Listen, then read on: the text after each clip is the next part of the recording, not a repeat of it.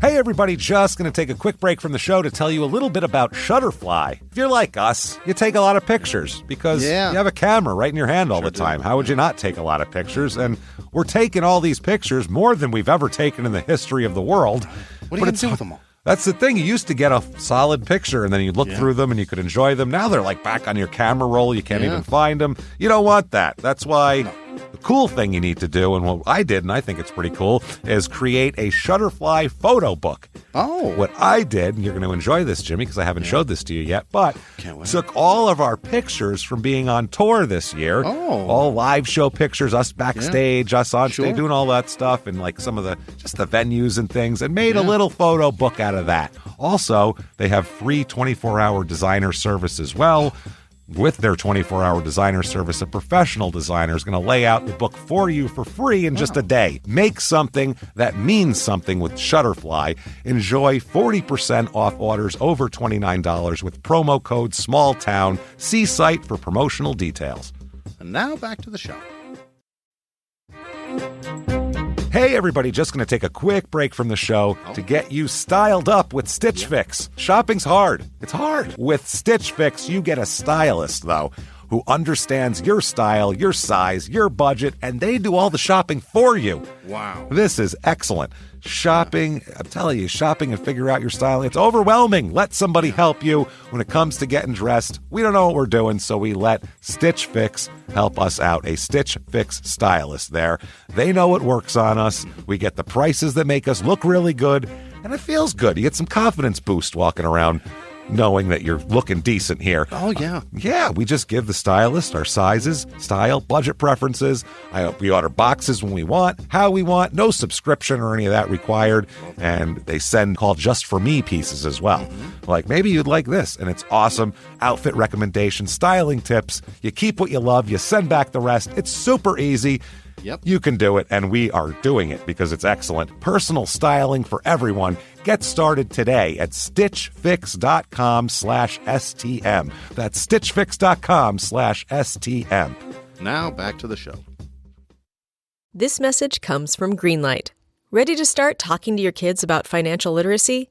Meet Greenlight, the debit card and money app that teaches kids and teens how to earn, save, spend wisely, and invest with your guardrails in place. With Greenlight, you can send money to kids quickly, set up chores, automate allowance, and keep an eye on your kids' spending with real-time notifications. Join millions of parents and kids building healthy financial habits together on Greenlight. Get started risk-free at greenlight.com/Wondery. This week in St. Johnsbury, Vermont, where a small clue about a missing school teacher leads to an unexpected and bizarre set of circumstances and people. Welcome to Small Town Murder.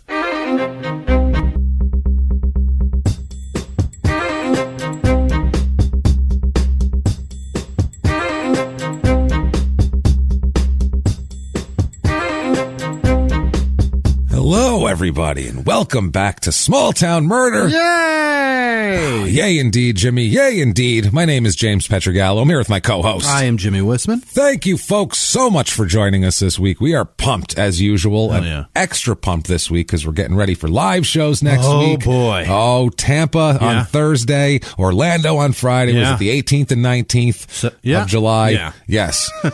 I know it's Tampa Thursday, Orlando Friday. Get your asses there. Tickets. Get them. Shutupandgivememurder.com. A week from today, goddammit. Week from today. Let's go. We're excited about this. Very, very excited. Other than that, little house cleaning real quick. Thank you, folks, so much for all of your reviews this week. Apple Podcasts, the purple icon, those are really helpful. Thank you for those.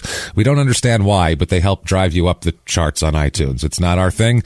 We have nothing to do with it. We don't know why you have to do it. We just appreciate that you do. It's iTunes and their funky algorithm, and we don't know why it dances to that tune, but it does. So if you haven't yet, please get on there, give us 5 stars, and it doesn't matter what you say.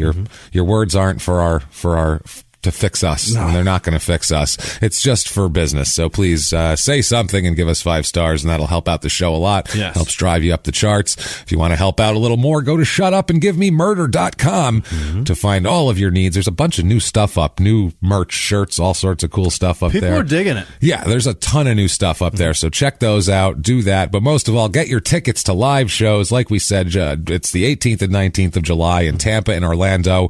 Next week, we're going to be there, and also after that, Cleveland and Columbus and L.A. and San Diego. And, Yes. And Minneapolis and Omaha, but Omaha sold out, and Minneapolis, you're getting close. You guys, real damn close. get your tickets now if you want to go to that show, because it's selling. Yeah. Minneapolis people like to do shit indoors. They like to hang with us. And they like to hang with us, and we like to hang with them. So that's going to be a blast. And also, if you want to help out the show even more, become one of our producers who we're going to just gush about and talk about in glowing terms and how much we love them at the end of the show.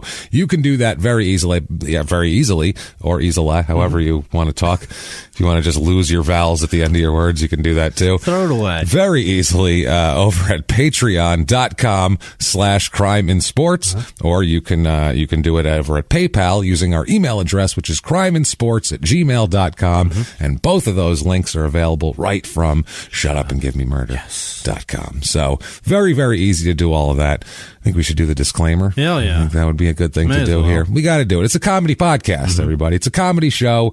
We don't, we're comedians. That's the thing. We have to make jokes. It's in our blood and we can't help it. So we make jokes about small towns, about murderers. Maybe a police force completely bumbles something and lets a murderer walk free. We're going to make fun of that sort of thing. Sure. Well, we don't make fun of and we try and go out of our way not to do is we try not to make fun of the victims or the victims' families because we're assholes. Except. But we're not scumbags. That's See? true. So that's how we work it. And everything else is in good fun and we have a blast. And there's a lot of this shit deserves to be made fun of. There's a lot of stuff around a murder that you wouldn't expect where you're like, wow, that's a whole lot of crazy. Why is that happening? Yeah, usually there's crazy that leads to murder. That's why murder happens. That's 'cause why murder's so crazy. there's all sorts of stuff going on that's super weird and abnormal. So we like to kind of hit the points of that. If that sounds good to you, then awesome.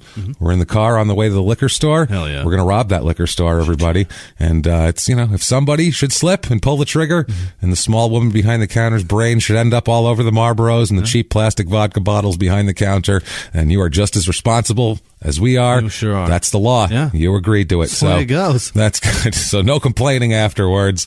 So if that sounds good to you, awesome. If you think true crime and comedy should never go together and they just don't work and you don't want to ever hear a joke around any form of murder, then this isn't for you. No, bye. You should go somewhere and listen to Dateline. Yeah, it's a and good they'll one. tell you very solemnly about how this person was dismembered. And that's great. If that's what you like, that's good. But we try to make it a little bit lighter. Raped with a candlestick. Yeah, we're going to go a little lighter and I'm going to make it a little more fun and a little more palatable. And if you want that, then you better stand up on your desk. Yeah. Above your cubicle. Go in the bathroom. Shout it into your arm if you're in a conservative office. Out of your car window. All over your house if you're clean. Whatever you're doing, scream, shut up and give me murder. Let's do this. All right. Let's go on a trip, Jimmy. Let's do it. What do you say? Yeah. All right. This week, we were down south last week. Yeah. Hot and sticky Louisiana. Always. South of New Orleans we were. So it was down there. Now we're going to go up again about as far as you can go north again here. We're going to go to Vermont. Oh. So we're going to head up in that direction in Is the that up northeast. there? Yeah, it's up next to New York, between New York and New Hampshire. Oh. Wedged in there. Oh, it's right. Okay. Yeah, Got it. Wedged in the middle there, just Just to below the west. Canada. Yeah. Yeah. So it's we're going to St. Johnsbury, Vermont. St.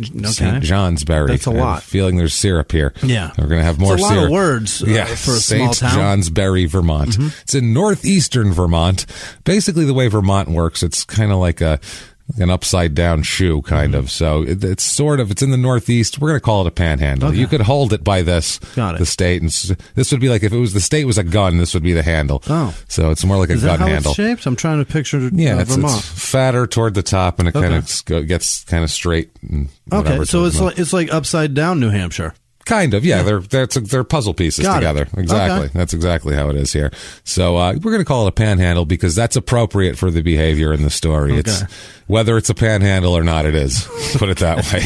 It's 2 hours and 45 minutes to Boston, about 3 hours to Albany, New York. If you, for some reason, wanted to make a parallel move to another awful place. And about an hour and a half to Essex, Vermont, which is our last Vermont episode 83, which was August of 2018. How about that? Almost a damn year ago. Yeah. So we're back in Vermont. It's in Caledonia County, which is it's a very quite the name. royal sounding name. Sounds lovely. It's a very old school there. Caledonia? Caledonia County. Yeah, it's very nice. Zip code 05819, area code 802, 37 square miles because it's rural. Vermont is not made up of big cities at all. There's like Burlington and there's a couple things, but it's a lot of small towns.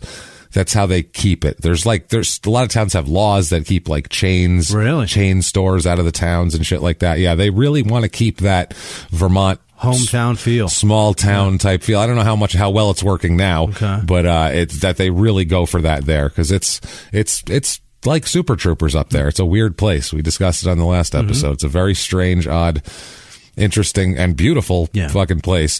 It's area code 802, like I said, 37 square miles. The motto here, and I don't even need to make up one because this is their motto and it's my motto together. It's quote, very Vermont. Yeah. Perfect. I would say yes. It's as Vermont as it gets. I like that they found a V word. A little weird and quaint at the same time. So very Vermont. They're going to go with that. But that's, hey, what if they had long sentences, long ones, and they're like, what if we like describe this and that? And someone's like, no. Short. Simple. To the point. Succinct. Yeah. Very Vermont. Done. Light bulb. Done.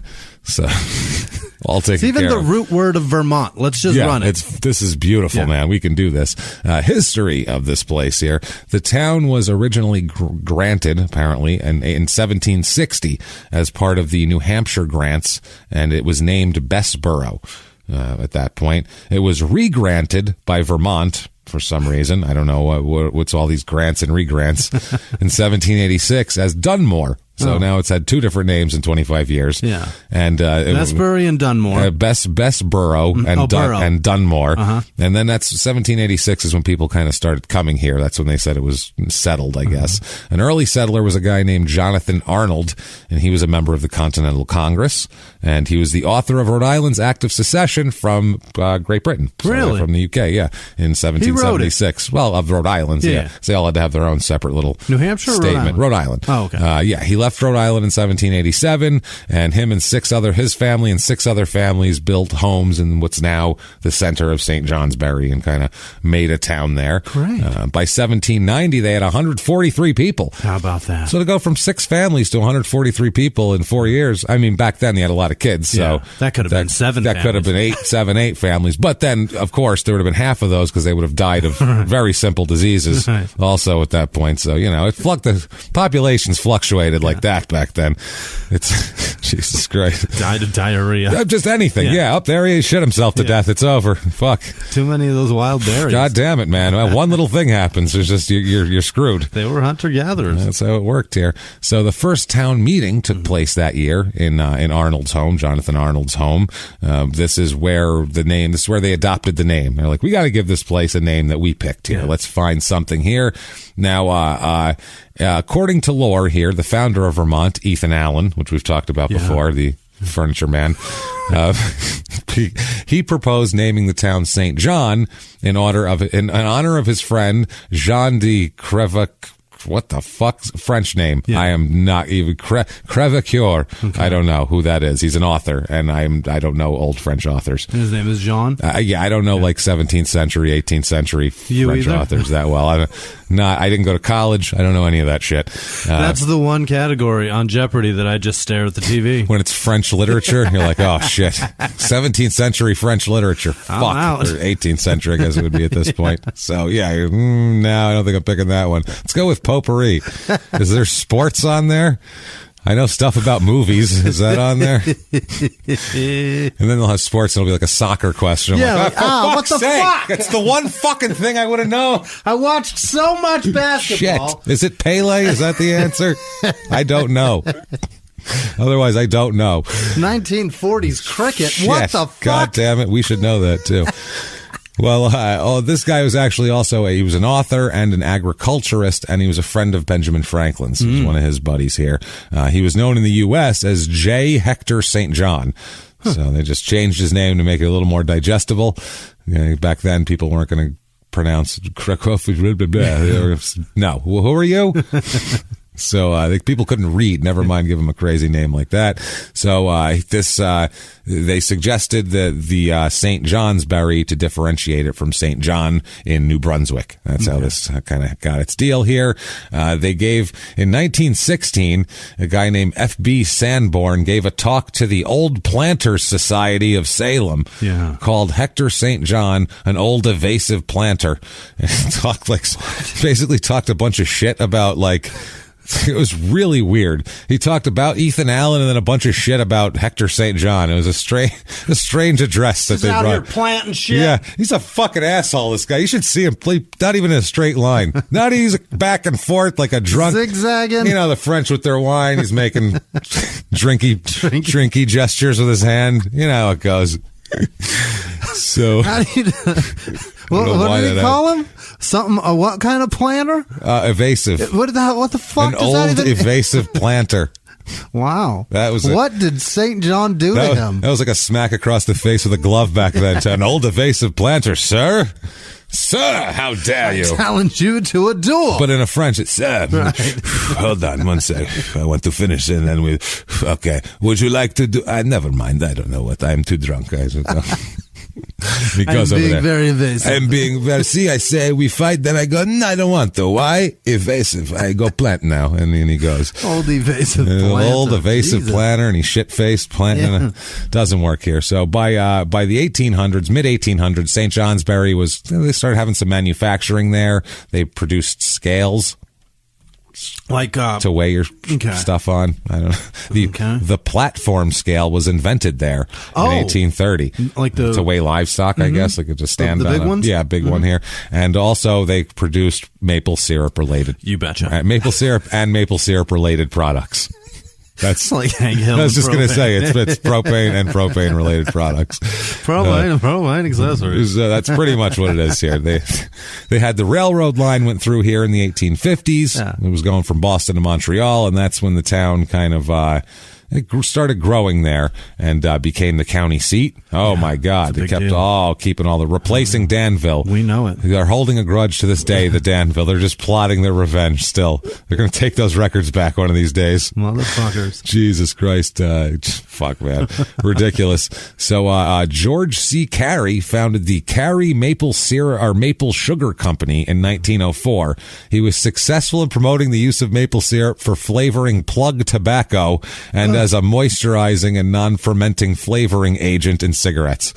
So you got multiple maple cigarettes? He's a maple sugar cigarettes. Ew. He's like, we're gonna can we put sugar in the cigarettes? Is that possible? You can just smoke my sugar. That'll be fine. That is bananas. Maybe that's why those people from England that came to one of our shows asked us why everything is so sweet why does here. Everything have so much sugar in it? They were smoking and they said, even I know it sounds crazy, but said even the cigarettes seem very sweet. And I was just like, I don't know. Don't look at me. We're all enormous here. That's why. We're just big fat fucks. So they talked about going to get a drink and they wanted a soda, and the only options were enormous. The smallest one was 22 ounces, and they were like, "That's too big." That's like they didn't large. want that. They ended up sharing that, but they were they took pictures with like the big gulps to send home. Like, look how silly! There's soda comes in this. Fucking holy comical shit! This is crazy. It's for your whole family. People just take it as an individual unit. They took a picture of it, and then a big fat fuck walked behind, and the family was like, "Yeah, fuck that soda. What just walked behind you?" The guy drinks a soda.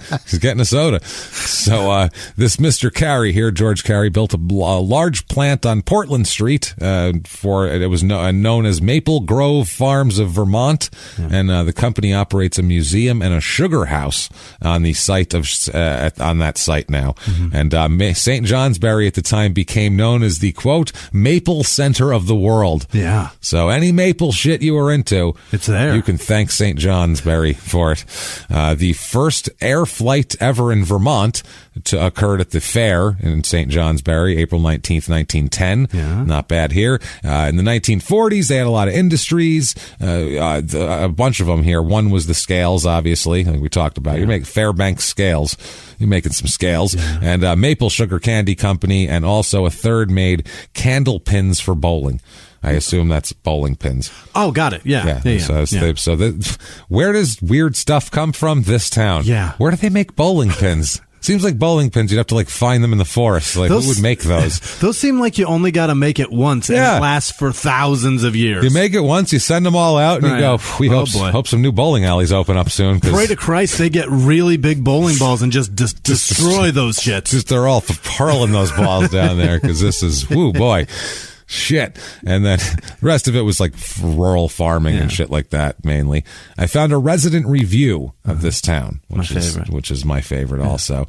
There's a lot of reviews of this town, actually. Some of them were glowing, and some of them were mediocre, and then some of them were this one, which is my favorite here. It's, quote, "The town is full of empty stores. Major drug problem. The elementary school is a nightmare because it has a serious bully problem they are unable to control. These 8-year-olds are fucking running amok. The kids are really mean. How do you put that in a town review? Yeah, but who can help that? What town are they not? The mayor's like, what do you want me to do about that? The kids are mean? What the fuck can I can't help that. You know what I mean? Do you remember being young, sir? How many times were you made fun of when you were a kid? That's just what kids do. That too. Well, it's like going to a restaurant, giving it 2 stars, and being like, I would have enjoyed the meal more if it wasn't so cloudy outside. That's not their fucking fault. They can't help that. What are you reviewing them on the weather for? The meal was fine, but that building next door looks like shit. I didn't like it. Super weird. Then it says the last line really sums it up here. Yeah. Quote, "It's pretty much just a reform town for people who just get out of prison." Okay. 1 star, clearly. 5 stars on that. What a weird review. The elementary school, all it's about the kids are really mean. They're just vicious. I feel like either this person has a kid who's been bullied, or this adult gets bullied by kids, and the kids are really mean. Jogs by the school every day, and they just sit out there and make fun of them. Groups of kids just fucking harangue adults as they fucking walk Fingers by. through the chain link fence and just tearing them apart. Yeah, it's just like, all the adults avoid the elementary school. Don't go near it. Those kids are really mean. Screaming, "I fucked your wife!" Hey, what's that? I can see your balls through your shorts. They look awfully small, sir. Hey, will you leave a little earlier in the morning? Because I got to get to school, and, when I got to come fuck your wife, you know the joke. Never mind. You just keep jogging. I fucked your wife is what I'm getting at. And I'm 8. So that's enough. It doesn't have to be clever. She said I'm bigger. That's it. Done. The kids are really mean. I've never seen a town where they review the attitude of the children in it before. Amazing. I've seen in all our towns, I've seen a lot of reviews of towns. Yeah. Never have I seen it. I've seen the schools are good or the schools are bad. Never have I seen the demeanor of the children reviewed in a fucking town. Why does an adult know the behavior of the children? It's so weird. Like I said, either it's got to be one or the other. One or the other. Why are you hanging with kids, sir? Oh, my God. Jesus Christ. You're not supposed to be there, mister. What's happening? Why are you there? So, 1900, this town had a population of 7,000 people. And today it has 7,375 people. Got it. It's kind of went up. Its peak was about 1930. That was its peak, 9,600 people. So nobody else could make scales. No, that was it, man. There's this fucking scale demand is off the charts. I don't know what is happening. But that was during the Depression. I don't know if there was probably just work there. If there was one plant open, the people they'd go somewhere for work in the 30s. And then after that, it's just steadily declining a little bit every 10 years, about 5% every 10 years, kind of trickles away from this place, as a lot of small towns seem to here. 7,000 or 7,375 people. It's about 52 more males than females. There's some outdoor jobs here in the syruping industry that seem more attractive to guys, apparently. Median age here is 44.9. So a little bit old, and it's voted the number 25 best city in Vermont to retire to. Really? So, yeah, there's a lot of old people here, basically, is what I'm getting at. Wait, number 25 city? In Vermont. In Vermont? To retire to, out of 47 or some shit. They rated 40. I don't know if that's all the cities they have, or if they just picked 47 where civilization happened or whatever. But don't look at me. I don't know. So there's more males than females, which is odd in an older population anyway. The married is a little low for actual actually. For more males, though, it's always a lower married rate. 2%. I'm sorry. The widow rate, though, is about double what it normally is. So the old people are in strong force. Divorce rate's a little bit higher than normal. So I don't know what is happening. Old people who aren't married and getting divorced, and it's a very strange deal. They're either dying or getting divorced. Certainly it's interesting. More of both. Yeah. Race of this town, it's Vermont, people. So don't expect a lot of diversity here. 94% white is what you're going to get. 0.8% black. Yeah. So not a lot of black people here at all. 1.3% Asian and 1.8% Hispanic. So it's just fucking white. Yeah. Let's just say that.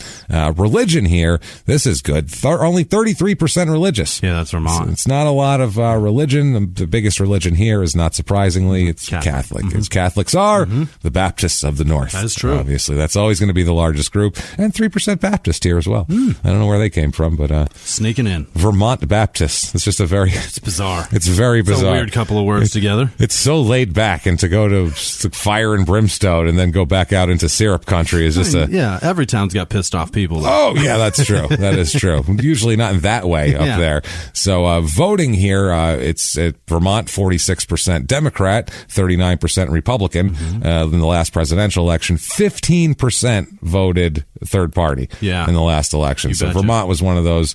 Vermont Heavy is Bernie.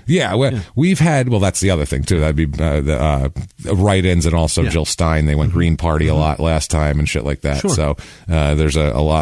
There's a lot more left up there, and somebody complained because we said at one point there was a town. It was a southern town that was rural and like 97% white. So I said, obviously they voted more Republican, and they were like, you really shouldn't try to, you're separating your audience. And I'm like, that's not what we're saying. That's just factual. We just find me a southern rural town that's majority white, or not majority, 97% white that doesn't vote more Republican. It's just statistical. I didn't say, I said Phoenix is hot in the summer. I don't understand what you want from me.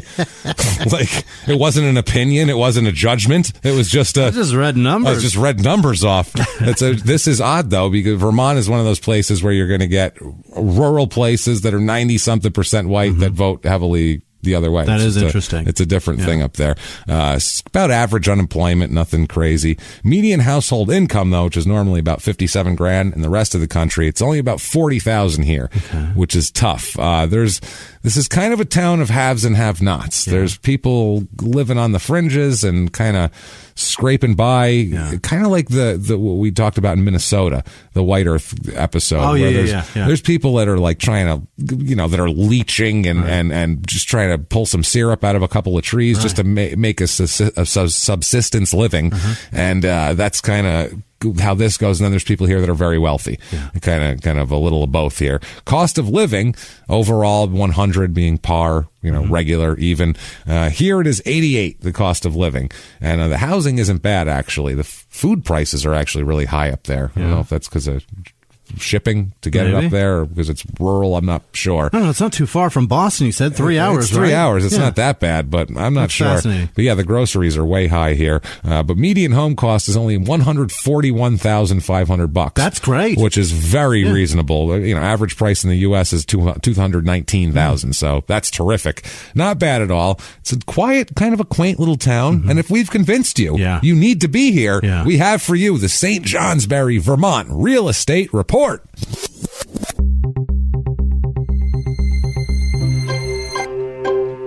Your average rental here is about $750, which is way cheap. That's cheap. $500 cheaper than the national average. Not too shabby at all. Found a couple of very different houses here.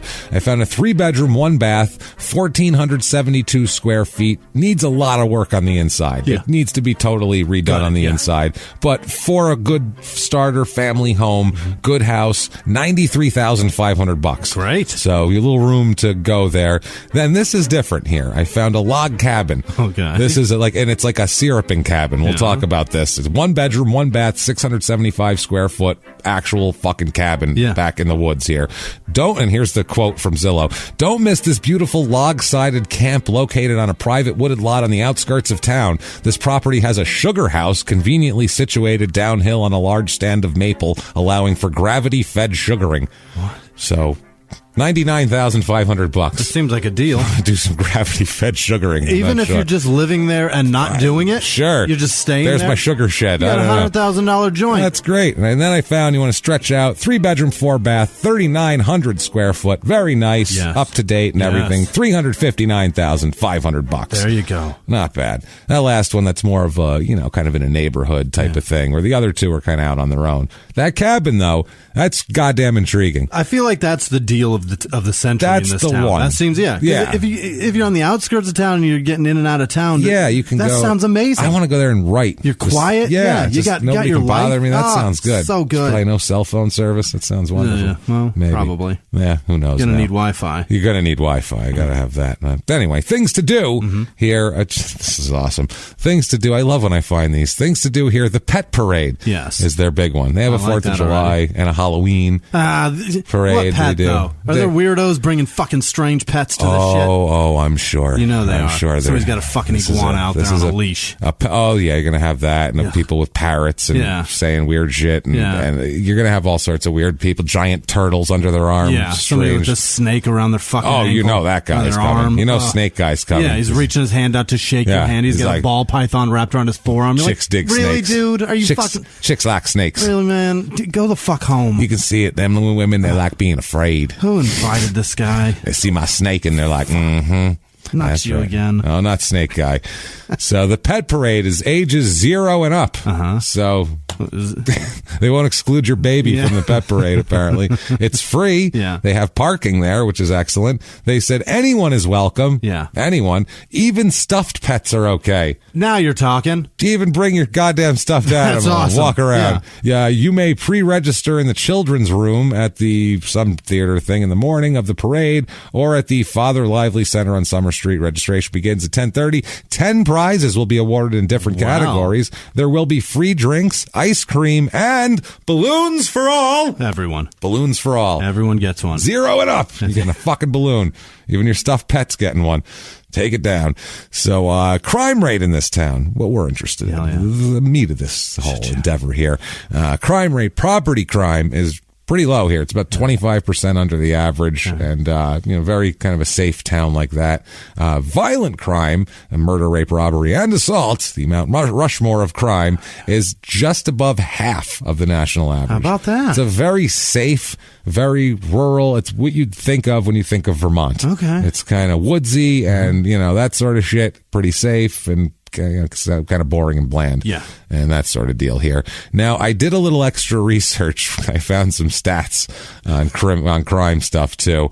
And apparently, as of July of 2019, there are 30 registered sex offenders living in St. Johnsbury, making the ratio of St. Johnsbury residents to sex offenders 205 to 1. That's high. That's So, high as fuck. Out of every 205 people, watch the fuck out. Yeah. One of these people is going to diddle your unruly child. Or already has. Yeah. Oh, you know what though? Maybe he's just mad at those kids. Maybe that's it. Maybe maybe it has nothing to do with sexuality and their sexualness at all. He's just like, those fucking kids are rude. They're just fucking rude and they deserve it. I'm sorry. I said it. That's right. Yeah, that's right, Ted. That's right. Have you fucking talked to these kids? You can't jog by the fucking school. I don't give a shit what happens to They're you. so mean. They're so mean. You're like, did you write that review, Ted? Not me. Not me. So let's talk about a murder. Okay. What do you say? Yeah. I think it's time here. I think it's time to get some murder chat going. Yeah. And this is is this a weird? It's a Vermont kind of murder. It's a weird, just a strange tale of some weird people, and it just gets stranger and stranger. Who gets hit with an ego? There's no ego in this. I promise you that. I promise. Don't say egos, because then I'm going to think about Stranger Things. Get the goddamn Never-Ending Story stuck in my head again. I can't take it anymore. It's been 6 days of the Never-Ending Story song pounding through my skull. Never ending in your head. Fuck. Other songs will come in and sneak in, and I'll have them in, and I'll be like, okay, it's cool. And then out of nowhere, I'll be singing a verse in my head of one song, and it'll turn into the Never-Ending Story. It's not fair. You can't turn the Wu-Tang Clan into the Never-Ending Story, but my brain does it.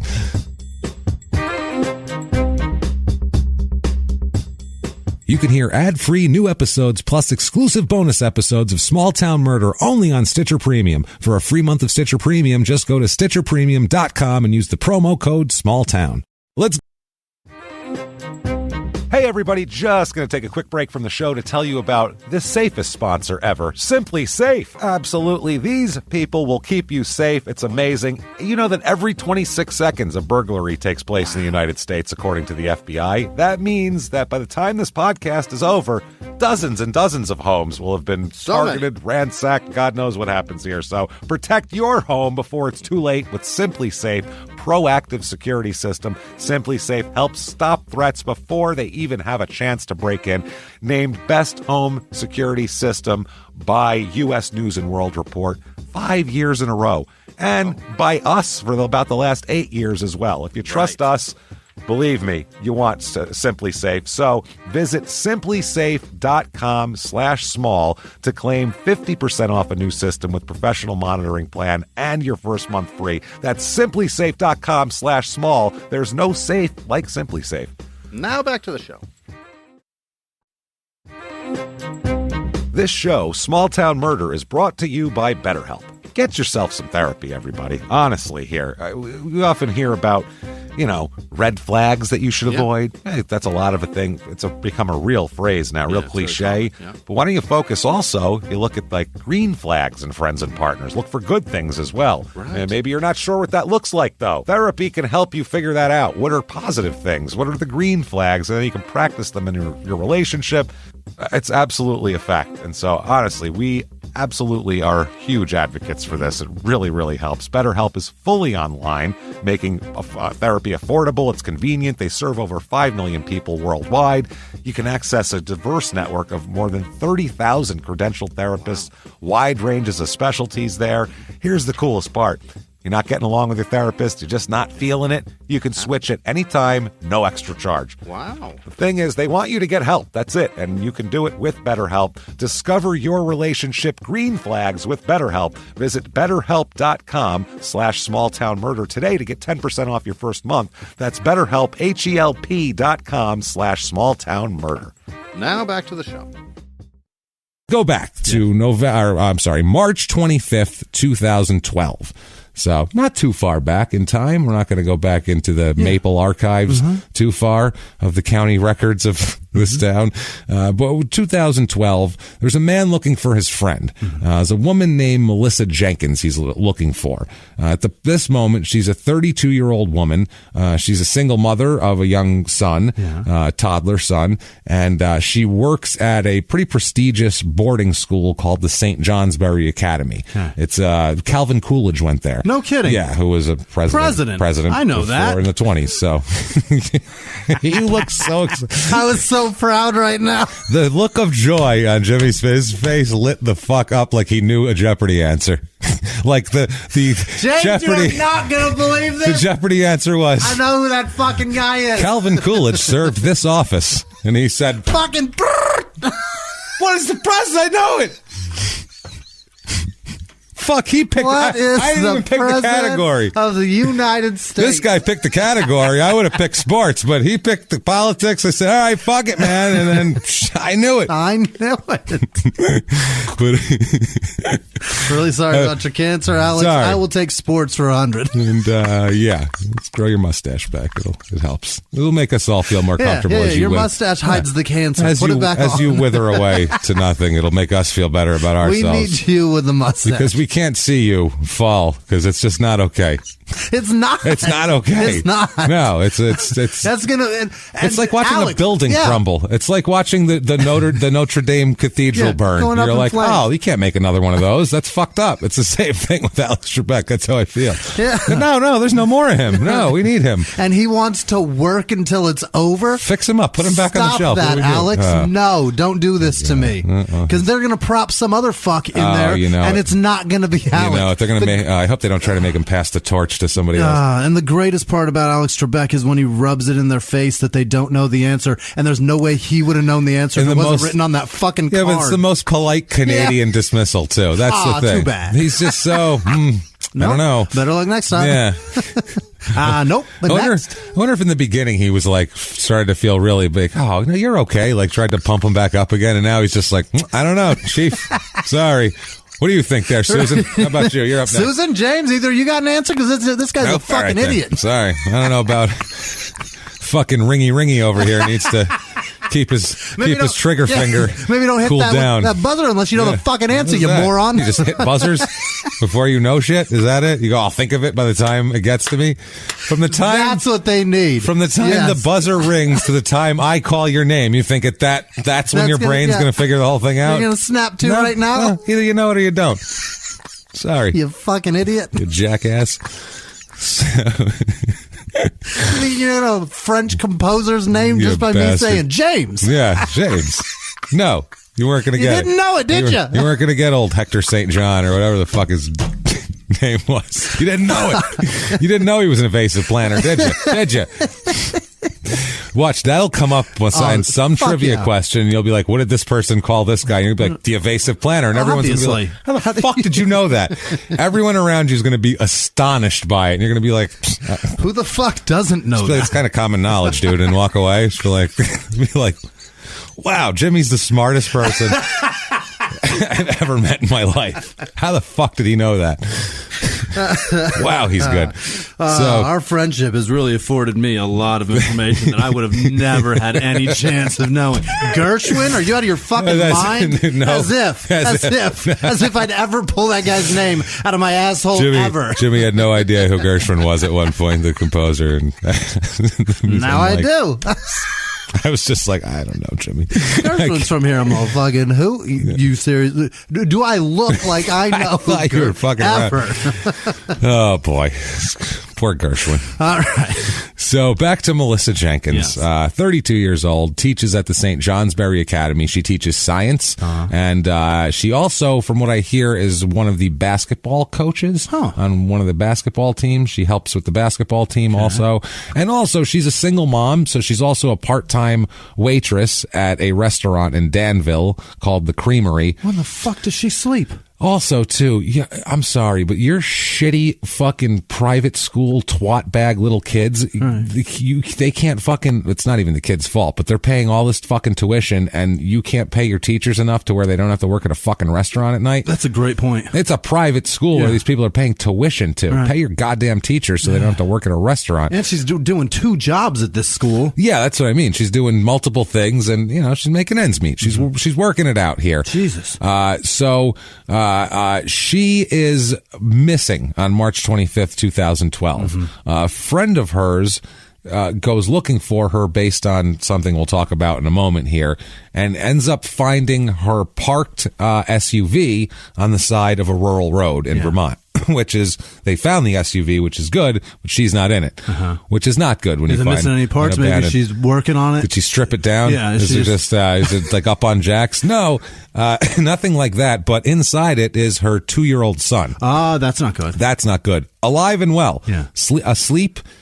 You know, not a care in the world. Maybe he took it for a ride. I think he took it out for a joyride, and then he's like, I'm going to jump in the car seat and take a little nap, because this is exhausting. When you drive through the rural areas like this, I just get tired. Yeah. I just get sleepy. Give so the shocks pull a over. workout. You know, you pull over, take the keys out so no one thinks I'm driving still, because I'm tired. I don't know what was in that bottle. I don't want to get a DUI. I don't want to get a DUI. You know how that goes. Put them in the trunk, these keys. I don't want to have them with me. So, 2-year-old son inside the SUV asleep. So her friend obviously calls the police to say my friend's car is abandoned on the side of a rural road, and her goddamn toddler's inside alone. This is not normal behavior for a responsible woman like this, who's extremely responsible and respected, and by everybody's account, a great mother and wonderful person. So unbelievably hard worker. She's a super hard worker, and everybody respects her. Her students love her. She's a great teacher. Like, everybody likes her. No one has a bad word to say about Melissa Jenkins here at all. Now, her son is asleep when the police get there. They just leave him sleep. The SUV was idling still. So, I mean, it's on. Running. Yeah, it was on, which is, it's March in Vermont, so it's probably cold out. Sure. So I would assume it's on for the heat for the child, I would imagine, which is that's something to look at as a piece of the puzzle. Yeah, somebody's clearly got good intentions about this child at the moment. Someone didn't want this child to get hurt or something like that. Now they wake the toddler up and they start, because they have no idea. So the only place they can start with is, I guess we'll ask him. Maybe he knows. Yeah. I mean, you don't know. He's 2. You don't know if he's going to come up with. How much English do you speak? That's the first thing. And then second, like, how much do you know, and how much is that did you just dream? Right. And how much is that involved involves teddygrams. And how much of that can you even communicate? That's the other thing. So, well, he actually communicates quite well, astonishingly well, and knows more than you'd imagine he does. Really? It's pretty fucking impressive. But we'll talk about it. The information is not very useful. Okay. Yeah, it's not. Where's mommy? There are teddy bears on my diaper. Well, no, he was on task. Yeah? His information is hard to follow up on, as we'll give it a chance. He tells police that he saw a boy with his mom in the car and Michael Jordan. So, what? A boy and Michael Jordan Is that for real? were in the car with his mother. In 2012, That's this what the kid boy knows said. who Michael He Jordan knows who is? Michael Jordan is That's at 2 years amazing. old. Well, the commercials are on all the time. Oh, that's still. right. Yeah, he's like the guy from the Hanes commercial with the Hitler mustache. That guy is real concerned about what fucking underwear I'm wearing with the Hitler mustache. Him. Yeah, that one. You mean the basketball player? That's the guy. What? The who? What about his underwear? No. He really cares the about black Nazi guy. Yeah, who gives way too much of a fuck how many tags I have on my shirt. He really cares way too much about my... Way too many fucks about the tags. It's just too many. Too many. Sorry, Mike. That guy. You know him. He was in the car. So he claims a boy and Michael Jordan were in the car with his mother. So that's a difficult tip for police to follow up on. Maybe he's a big fan of The Wire. Michael B. Jordan. Oh, that's what he was like. And they're like, you mean Wallace? And he's like, where's Wallace? Where's Wallace, String? Where Wallace at? So never mind. Okay. So Michael Jordan though is a tough one to follow up on, right. And a boy is very vague. This is the thing I get. Yeah. A boy is as vague as can be, and Michael Jordan is as specific as you can be. That's what I mean. Like, how does he do that? It's both ends of the spectrum. It's so like was the boy Michael Jordan? Boy, No. Separate people. Some boy, I don't fucking know. He's not on TV. He doesn't give a shit about anybody's underwear. Only the guy with the Hitler mustache. A boy who gives the exact same amount of fucks required about the tags, and then a man who gives way too many fucks. Sure. Right down the middle, they even each other out. Jordan, though, he took off when I told him I still wore a diaper and didn't have any, and I couldn't buy any Hanes. He's like, well, if I can't sell you Hanes, tagless. I don't need to be here. So, hard to follow up on this, though. We're looking for Michael Jordan with a boy, that possibly. So they don't really take it too seriously. They say the documents here say at one point the child said that his mommy cried and he pulled on the back of his neck when he did that. Like he was nervously doing that kind of shit. But she cried because of a boy and Michael Jordan is all that we can get out of this, which is very interesting. Yeah. So let's talk about some other people here that may or may not intersect with this story. Let's talk about a couple. Well, we'll start out with Alan. Let's talk about Alan Prue. Is his name Prue? Alan Prue. Alan is, he's just never really found his way in the world. Yeah. Let's say I don't want to say he's slow, but he's not real bright. He's not a very bright guy, scientifically. He's just not very bright, and he is hard to explain here. He's just he dropped out in the 9th grade. Okay, that should willfully express it. Yeah, he just dropped out in the 9th grade, and by the time he's in his early 30s, in 2012, he delivers newspapers and plows driveways for a living. Delivering the newspaper in 2012, like a 12-year-old. Yeah. Like that. Those are jobs that people have when they're 12 in 1963. Right. Like I'll deliver your newspaper, and then if it snows, I'll shovel your driveway for $20. Or a defunct comedy club owner in Phoenix, Arizona. Or a defunct comedy club.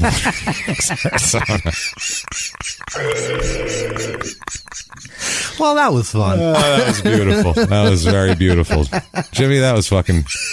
Nah, that's what I give that. Like a good meal. That was like a good meal. Just a nah. Take it all. That was delicious. Fucking delicious.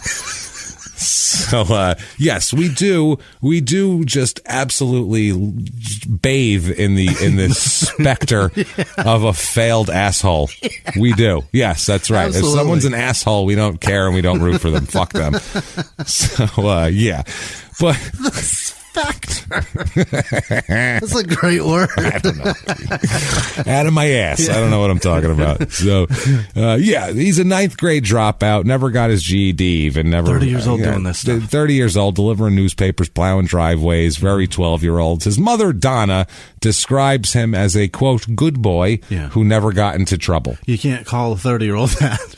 Well, when he was younger. Oh, okay. So all what right. was he like as a kid? He's a good boy, never got into trouble. He's a good kid. Okay. And he's, like I said, he's kind of slow. Yeah. He's kind of suggestible. Okay. Kind of, if you tell him, hey, you should go and not act up in school, he'll be like, I go and not act up in school. Like he's just one of those guys. He's go with the flow kind of dude. Repeats the plan.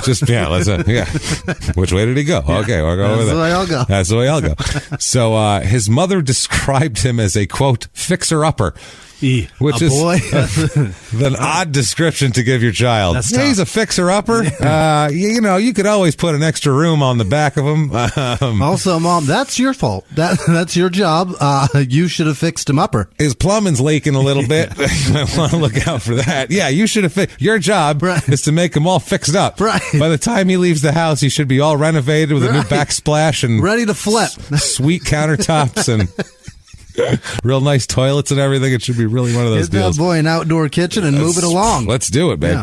So Donna here, his mother said that he was always a good member of their very close-knit family. She says, quote, when his father got sick, he was there to take care of him. And once he passed away, he promised Dad that he'd always be home to watch over me. Fuck. So, yeah, he's kind of a slower kid that's not, not that real bright, and Dad dies when he's a child, and but he sticks with his mom, and like I said, his mom says that he was always a good, dependable kid that she could count on to help her out and stuff like that. Another neighbor of theirs, a woman named Jessica, she said that he shoveled her snow and would mow her lawn and mow the lawn of her elderly parents without being asked. Just would mow their lawn just because they were elderly. Because it was long. And they couldn't do it themselves, and he probably didn't know where property started and ended. I'm not sure, but he didn't ask to be paid or anything like that. He would just mow their lawn because he's a good neighbor type of deal. She would call him when her her lawnmower broke, and she called him, and he came by and just fixed it for her and took care of it and was like, there you go, you're all fixed up. She said last winter, the winter before 2012, he drove this neighbor to her home in a snowstorm because her car couldn't make it up a slippery road. So he came out in the snowstorm in his car and in the plow and picked her up and drove her to her house. I like him. So nice guy. Everybody, what everybody says. But there's it changes at some point here. And that point is very clear when it changes. It's about 2008. He becomes kind of a different person. That is when he marries a woman named Patricia. He gets married. So he finds himself a lady, which, for this guy, any lady that he finds, good for you. Yeah, it's a very hard, impressive. It's an uphill climb for this guy to really find. To find someone that's going to treat him well and like him and be into him. So once they got married, though, in about 2011, they meet in 2008. Once they get married in about 2011, this neighbor who said that he was such a good guy and would help out so much said, quote, we didn't see much of him after that. So he kind of just, was, as people get. I mean, he probably hasn't had a lot of girlfriends in his life, too. She's got him chained to the bed, just fucking. Just fucking. And when we talk about her, that is a distinct possibility. Really? It might be the case. But, it's now the woman he finds, Patricia, here is he meets her online. They meet online. Patricia. Now Patricia's ex-husband said that they also had met online. Patricia and her ex-husband. He requested a restraining order on both of them, on Patricia and the guy here. On both of these people, on Patricia and Alan, shortly after they got together. Really? I don't know if she was using Alan to try to threaten him or whatever the case was. It doesn't matter. He ended up getting a restraining order. So things got weird. He got, everybody can be taken by a relationship. It just happens, especially if you're not that schooled. And it also you guys stop with the fucking. I get it. It's easy. I get it's convenient. There's no replacement for the actual sit down meeting or the run into somebody. It's true.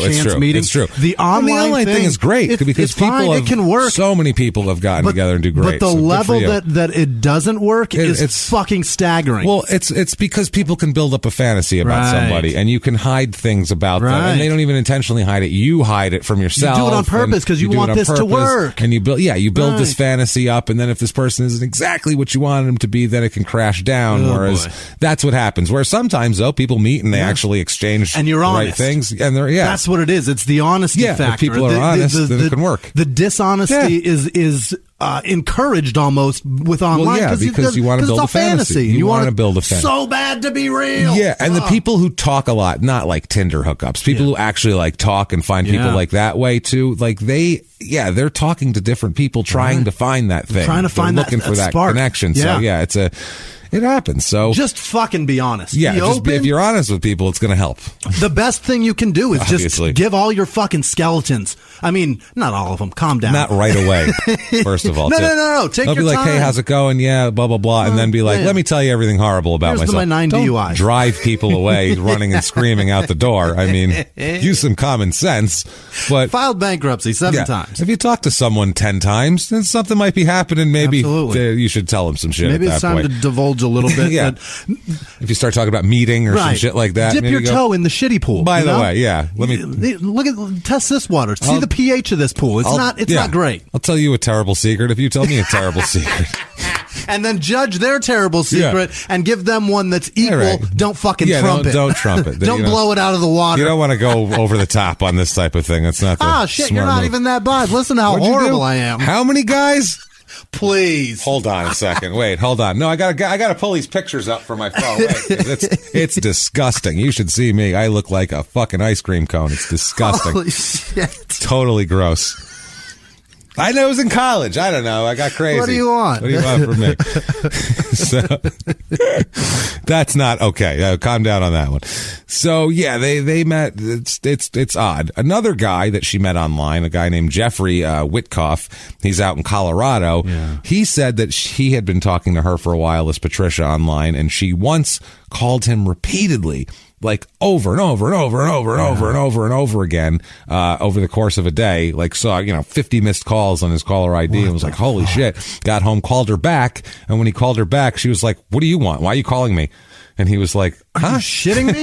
You called me fucking 10 dozen times. Yeah. What are you talking about? Wow. So she's got a reputation as being a little bit, I don't know, a little bit loopy would be the best way to put it. No, not even overbearing. A little bit on the crazy side. Yeah. And not in unstable.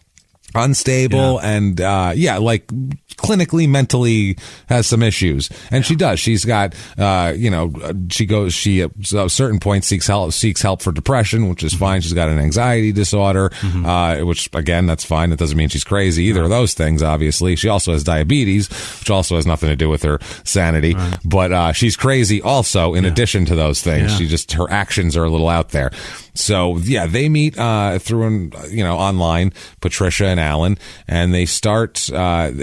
I guess Alan started an account for this one. I don't know which service it was, but in the summer of 2008, and they connect. And I guess Alan picks Patricia up from her home in Long Island. He drives from Vermont to Long Island in New York for what was supposed to be a 2-week visit, which is it's a long visit to meet. First visit. That's a big one. And after if you don't like her? Oh, you're stuck. You got to sit there for 13 more days. You got to get an emergency phone call that your grandma just died at that point. Can I change my flight? My grandma's dead. Boy. I got to get the fuck out of Long Island. Luckily, at least he had his car. He drove down there, so he could have gone back. So yeah, they end up getting together. And after this 2-week visit, then shit becomes serious because now they've bonded rather than lived together. Absolutely. Yeah. Now after they marry. First of all, Patricia's also bisexual. We should also mention that because that's a major factor here. Oh, really? It's the only reason I bring it up is because it's an absolutely huge factor in this whole issue. How do you mean? I can't wait to know. She's bisexual, and she wanted to expand their sexual horizons as well. Up the population of their bedroom. Up the population of the bedroom and bring different people in. She wanted to get some swinging on. And apparently, he was naive to the whole shit, but he was cool with it. He's like, my first out of the gate relationship. I got this going on. She wants to bring Look at me. Oh yeah, she finds like women online and tries to gets them to hook up. Boy. There's I guess they have a camper that they'll like bring these women women too. And like, I'm sorry, if you're some single woman and you're going to hook up with a married couple threesome and they bring you to some fucking camper in syrup country, and you're like, cool, you run. Yeah, you're not like cool at all. And you're like, holy shit, fuck, my next of kin will never find me here. This is bad. Yeah, that's what it is. I'll be bolted to an anthill with syrup all over me. This is good. Crazy. Yeah, so a friend of theirs said, quote, Patricia had a hold on Alan from the start, but Alan was a little apprehensive to join into this multiple partner lifestyle, but Patricia sold it. Like, he was naive to it as far as he was like, oh, I don't know, he didn't have a lot of confidence in that area and shit, and she was like, no, it's great. We're bringing chicks in and we're fucking them. Wow. So she's like, you get to fuck them too. That's what she told him. She's like, it's not just going to be me fucking them, and then you just say, you get to fuck them too. Guess who else? She would grab his cheek and squeeze it. I feel like, you get to fuck them good there, Pally. If you eat all your peanut butter and jelly, you get to fuck them. You get to fuck whoever I bring home for you. That is bananas, man. It's super weird. That's just I just can't even imagine what that's like. It's got to be the oddest dynamic in the world for your wife to be like, I brought this chick home for us. Huh? No. God, no. No, thank you.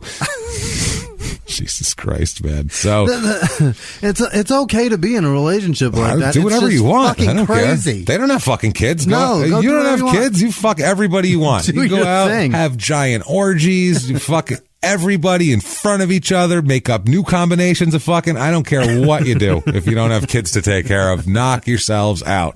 Crazy. But sometimes this shit doesn't work out when this type of thing happens. But yeah, they would use the internet all the time, and they would bring these women to Patricia's camper for threesomes, which, like I said, is about the most frightening thing I've ever heard of.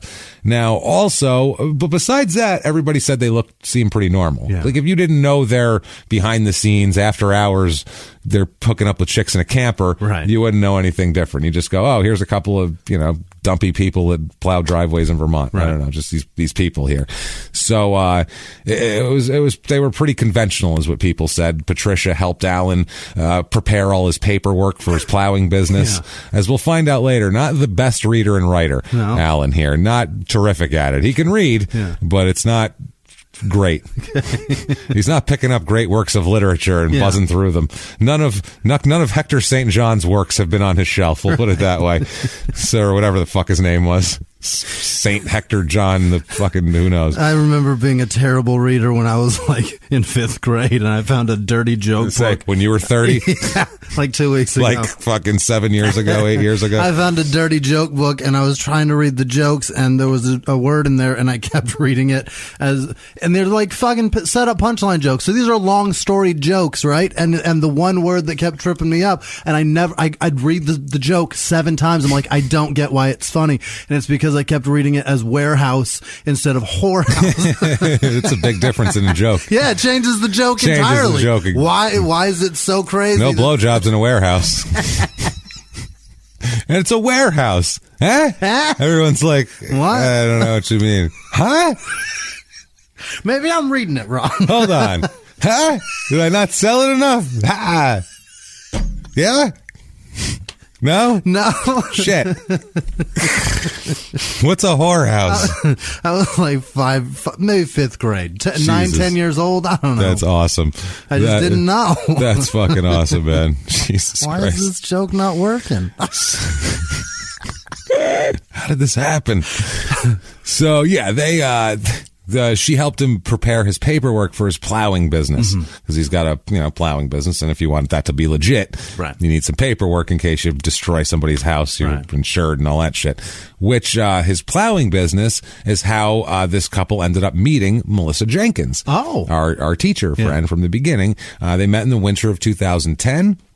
And she was very nice to them, and he would plow their family's driveway. And that's how that worked. Another person, a person from town, said, quote, she gave them attention, and I don't think that's something they received from a lot of people in town. Because they were kind of like I said, they were kind of outskirt, kind of trashy, considered trashy by the rest of the town. Like, they were kind of considered like, oh, those weird trailer trash. The low people just doing odd jobs to get by. Doing odd jobs, and he's a little slow, and we all know him, and, they were just kind of looked down upon a little bit, basically. And another one said that Melissa and her son were the picture of happiness, and Alan and Patricia wanted to start a family. So they also looked at her as like, oh, like her son is cute, and like they liked her, and she liked them, and it was nice. And they looked at her like, oh, man, she's a respectable person that treats us well, and, all that kind of shit.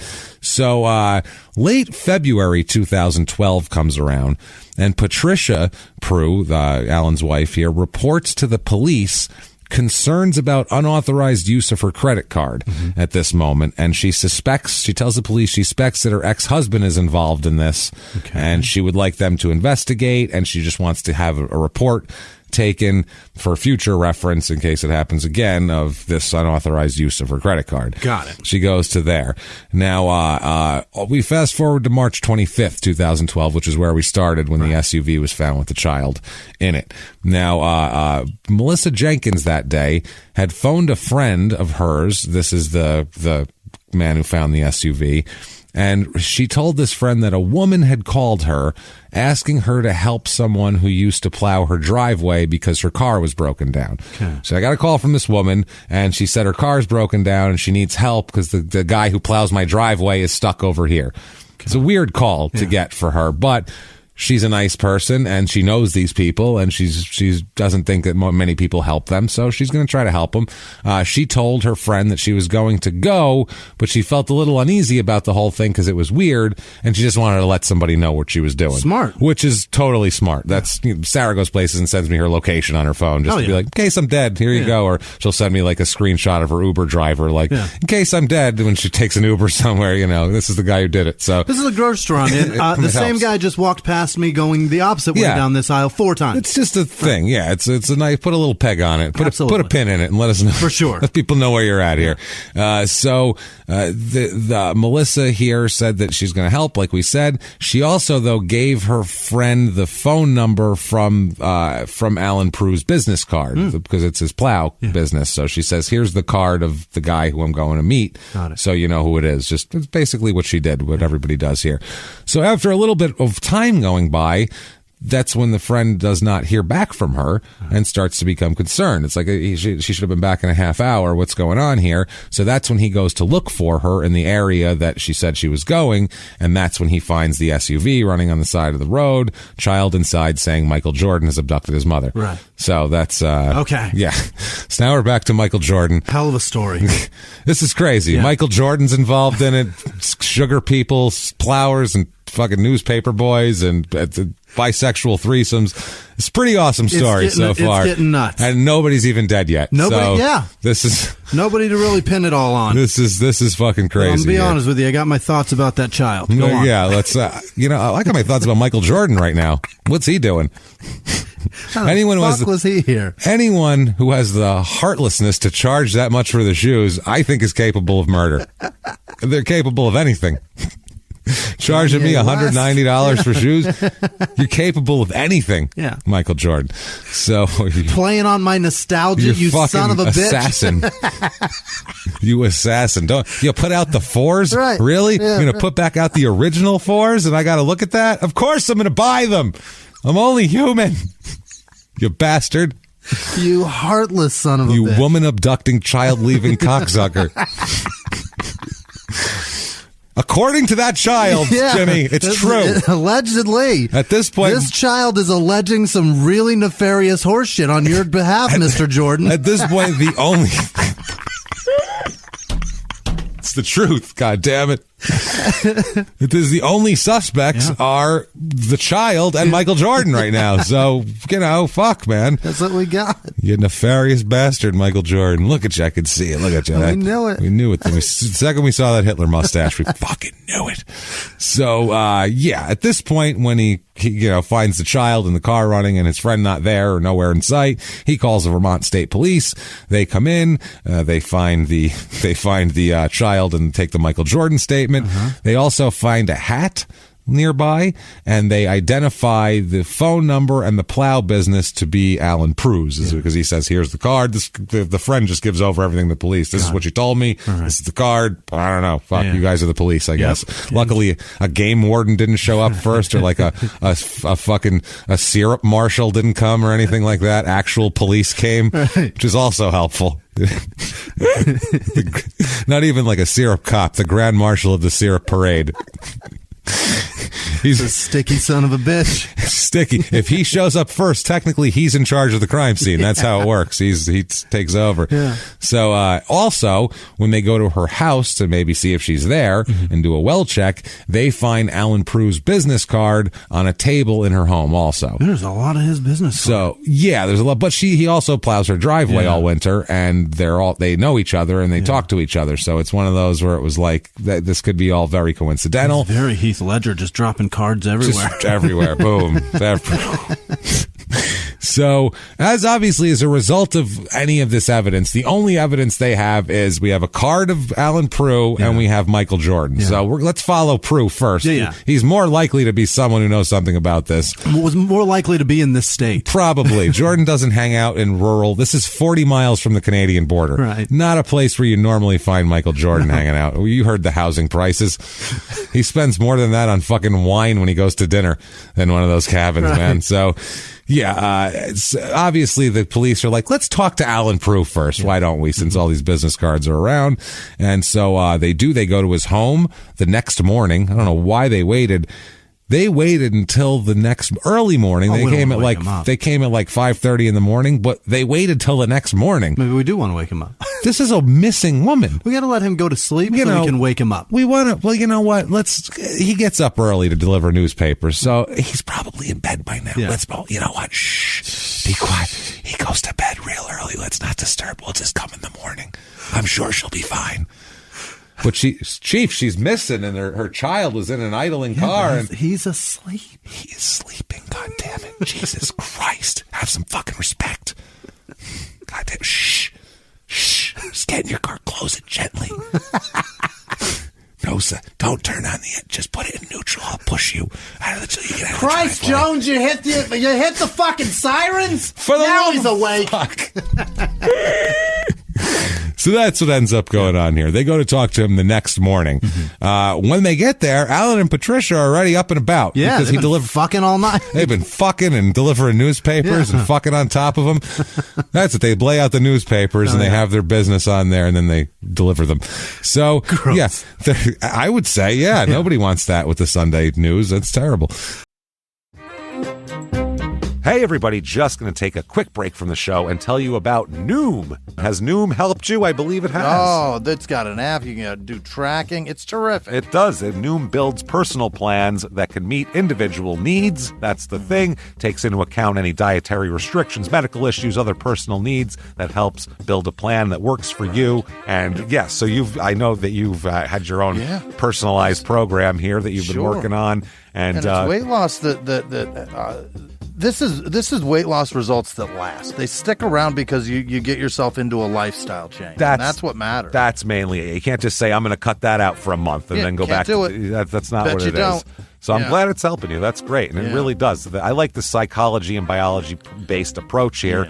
Noom Weight uses psychology. That's why they say losing weight starts with your brain, but it also takes into account your unique biological factors, Jimmy. All of your multitude flora and fauna that goes on inside of you there. Sure, yeah. Stay focused on what's important to you with Noom's psychology and biology-based approach. Sign up for your trial today at Noom.com. Noom.com, Noom.com here. Based on 3.5-year study of actively engaged Noom users with minimum starting BMI of 25. Individual results may vary. Visit our website for more information. Hey everybody, just going to take a quick break from the show to tell you about a healthy, delicious item, Hero Bread. And we're both trying to get healthier this new year. Jimmy had a eye-opening doctor's appointment and things like that. So we're trying to get healthier, and I'm telling you right now, this hero bread is a good step in this direction. It's delicious, and it is really good for you, and it's really excellent. They have the sliced bread is good, the bagels, the tortillas. I know you've been they're terrific. Ranting about the tortillas. They're so good. With hero bread, you can focus on your health goals and still indulge in the soft, fluffy experience you love, but guilt-free. I really love the little Hawaiian rolls, too. Yeah. They're so good. They're so good. The Hawaiian rolls, they're legit. They're fluffy. Yeah. They're exactly how you want them to be. You'd never know it's low-carb and high-fiber bread from the texture. You get the soft, fluffy experience you know and love with your savory breakfast sandwich, late-night grilled cheese, Taco Tuesday. Do it. Yeah. No compromises, just flavor, ultra-low net carbs, 0 grams of sugar, high in fiber. It's fantastic. Hero Bread is offering 10% off your order. Go to hero.co and use the code SmallTownMurder at checkout. That's SmallTownMurder at HERO.co. And now back to the show.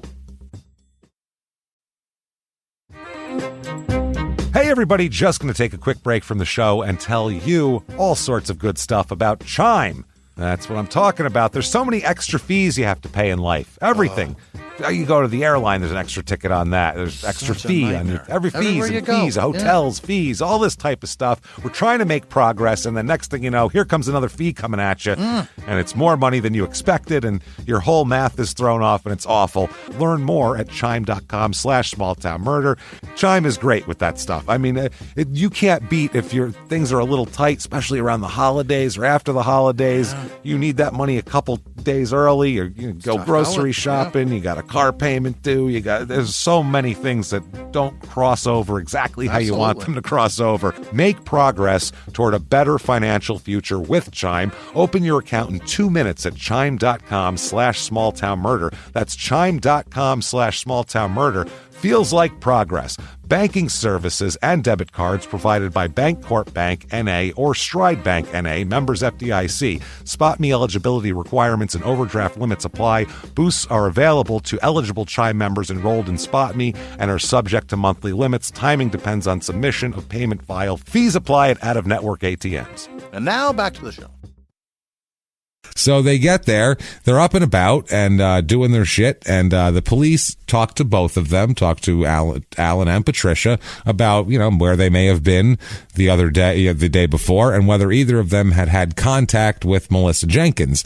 Now, with the consent of Patricia, police look through the house. They're like, do you mind if we just, make sure she's not here? Yeah. Let's just, can we take a quick peek around looking for, a dead woman or a live woman in danger or something.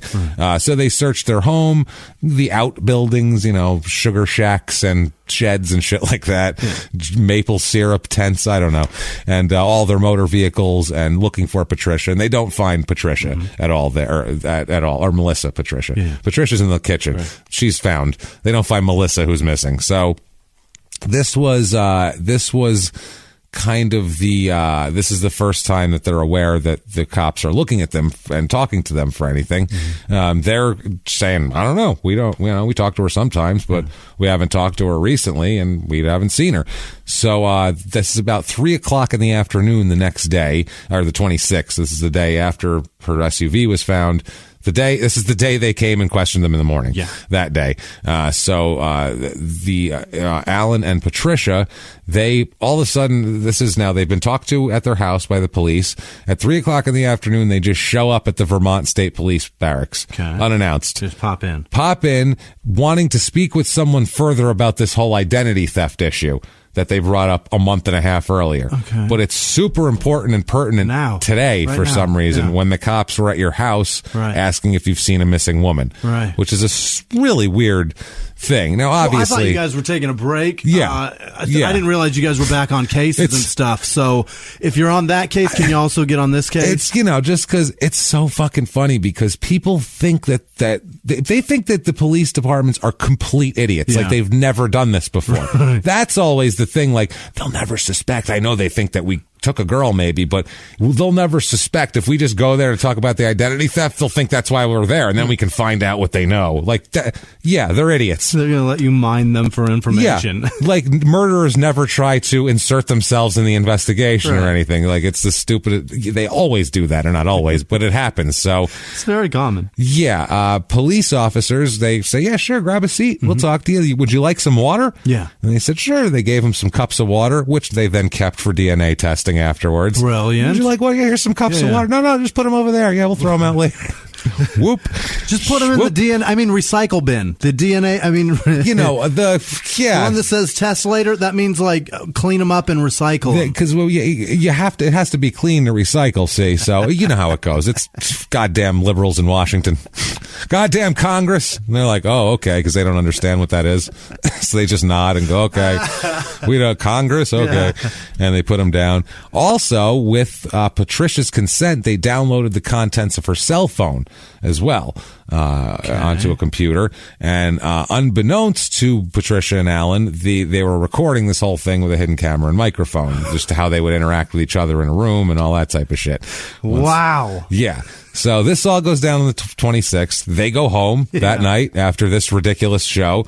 They just say, yeah, we'll talk to you about the identity theft, get their DNA, record whatever they can, send them on their way back home.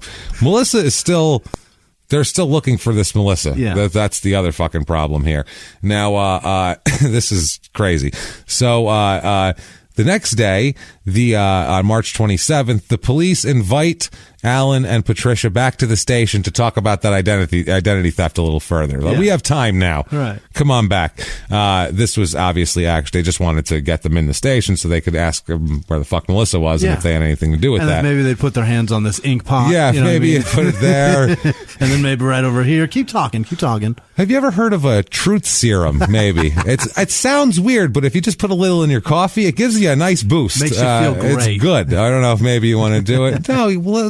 No, they're just wiping your arm with alcohol because they saw something on there. They're not going to inject you with anything. It's fine. So, Jesus Christ. So Patricia and his wife here, they arrive around 5:30 p.m. and they separate them, which is obviously what they're going to do here. They meet now. Alan meets with Lieutenant Matthew Nally, who starts the interview by telling him that he wants more information about the theft identity case. That's what they start with. Okay, let's talk about that theft identity. After about 15 minutes, another detective comes in and knocks on the door and acts like they did this on purpose. The cop said, acts like he was surprised to say, oh, hey, yeah, you were here yesterday. Yeah, the identity theft guy. Yeah, how's it going, man? And, surprised to see you there. Like, didn't know you were going to show up. Right. Not like the whole department got together, like, so we're going to call him in and then we're going to spring the shit on him, which is what happened. Right. So, this detective that came in said he'd just been to Alan's home in order to speak with him about Melissa, and you weren't there because you're here. Serendipity. Wow, cool. So this detective tells Alan that, you're free to go anytime. We're just talking to you. It's no big deal, doing all that kind of thing. And so for about an hour and a half, they talk to him. They ask about him and his wife's whereabouts on the 25th. Both troopers are they're not in the uniform. They're in like plain clothes, but they have their guns on them and their badges and all that type of shit. Obvious, they're cops. Yeah, they're in a 100-square-foot room. So it's just one of those little interrogation rooms. Yeah, just a typical like what you'd see on the first 48. Yeah. And they close the door, obviously, for privacy. And otherwise, though, it's a busy office. There's cops in and out, people going around, investigations happening, phones ringing, that sort of thing. So on and off throughout the interview, Alan was offered bathroom breaks. They offered him water and soda. They kept repeatedly reminding him that he's free to leave at any time. Yeah. You don't have to be here. You don't have to answer this, but I'm sure you want to help out, find your friend. Of course. Because Melissa's a nice lady. Oh, yeah, I like her. Oh, well, you should help us find her, please. Yeah. You might be the only one because as far as we tell, you might be one of the last people to talk to her. So Bananas. You might have something that could be a hero. That's what I mean. Alan, have you ever been a hero, Alan? Alan. You thought about Can you it? Spell hero, Alan? He thought about that one Little League game he played in where the ball came to him and he let it hit him in the face. And he cried for 3 days and never played again. And he's like, I've never been a hero. I've never been a hero. How do I spell Gyro? Is that right? Is that hero? I'm a hero. So, yeah. So anyway, he also kept possession of his own cell phone throughout the interview. They didn't take his cell phone away from him or anything like that. Interview lasts for 7 hours altogether. But that also includes travel to different sites, as we're going to talk about here. There's an audio recording of this, too, where they talk to him, and they're just talking to him about basic shit, trying to show that he is coherent and knows who he is and where he is. Lucid, yeah. Exactly. He spoke clearly about auto mechanics and welding. He knew, because they were, when they tell you what you're doing, they talk in military time. Yeah. He knew what military time was. He understood that. He was aware of... he said he was aware that the Burger King him and his wife visited the day before the Melissa went missing, had cameras, and they could check out his statements that he was at Burger King. And he's like, I know, yeah, they have cameras. You can totally check that out and all that sort of thing. And also, his overall speech pattern was good. He was using detailed... he was explanations for things and detailed whatever statements. He was forthcoming with information, except when they would ask him specific things about Melissa, he would kind of clam up a little bit and be a little more evasive and would not say anything negative about him or his wife or implicate that they've seen her or any of that sort of thing. So yeah, the troopers here, they start going with him. This must be fun because he's not that bright, so you can kind of manipulate him a little bit with techniques that are simple, I think, here. And so they try a bunch of different things. They try to build up a friendship with him. They tried to, talk about how, I know if, who knows, maybe you and Melissa were out there and maybe she could have said anything. Maybe she said something that was nasty. That was, maybe you did the right thing, Yeah. Maybe it was self-defense. Maybe she's crazy. Who knows? I mean, I've heard crazy things about her in town. Everybody has. Which is all legal. Yeah. This is like it's the copy machine trick. Yeah. Anything short of it's really there's nothing pretty much off limits in an interrogation when it comes to this shit. You can lie to suspects. Yeah. You can tell them that his wife's in the next room confessing. You can tell them anything you want to try to get him to confess. Lying is not against the rules. Yeah. And they just kind of, and you try to do that. You try to act like it's not a big deal, so then they'll confess. They do that all the time with people who kill their kids. Sure. Like, oh, I mean, it's an accident. I hit my kids all the time. They say, Jesus Christ. Jesus. You get going and going. You just got home from work, the pain in the ass. You give him a little shot. You just want to shut him up, and he fell down. He's an idiot. That's his fault. Next thing you know, 15, 16 blows. There you go. That's how it happens. I understand. So, they were blaming her. They were saying, who knows with these broads these days. They're trying that shit with him. Yeah, they're trying everything with him. They walked him through timelines and all that. Everything, all this type of shit. The whole time, though, Alan remains engaged in the conversation. And multiple occasions, they asked him if he wanted to continue talking, and he said he was happy to do so, which is dumb.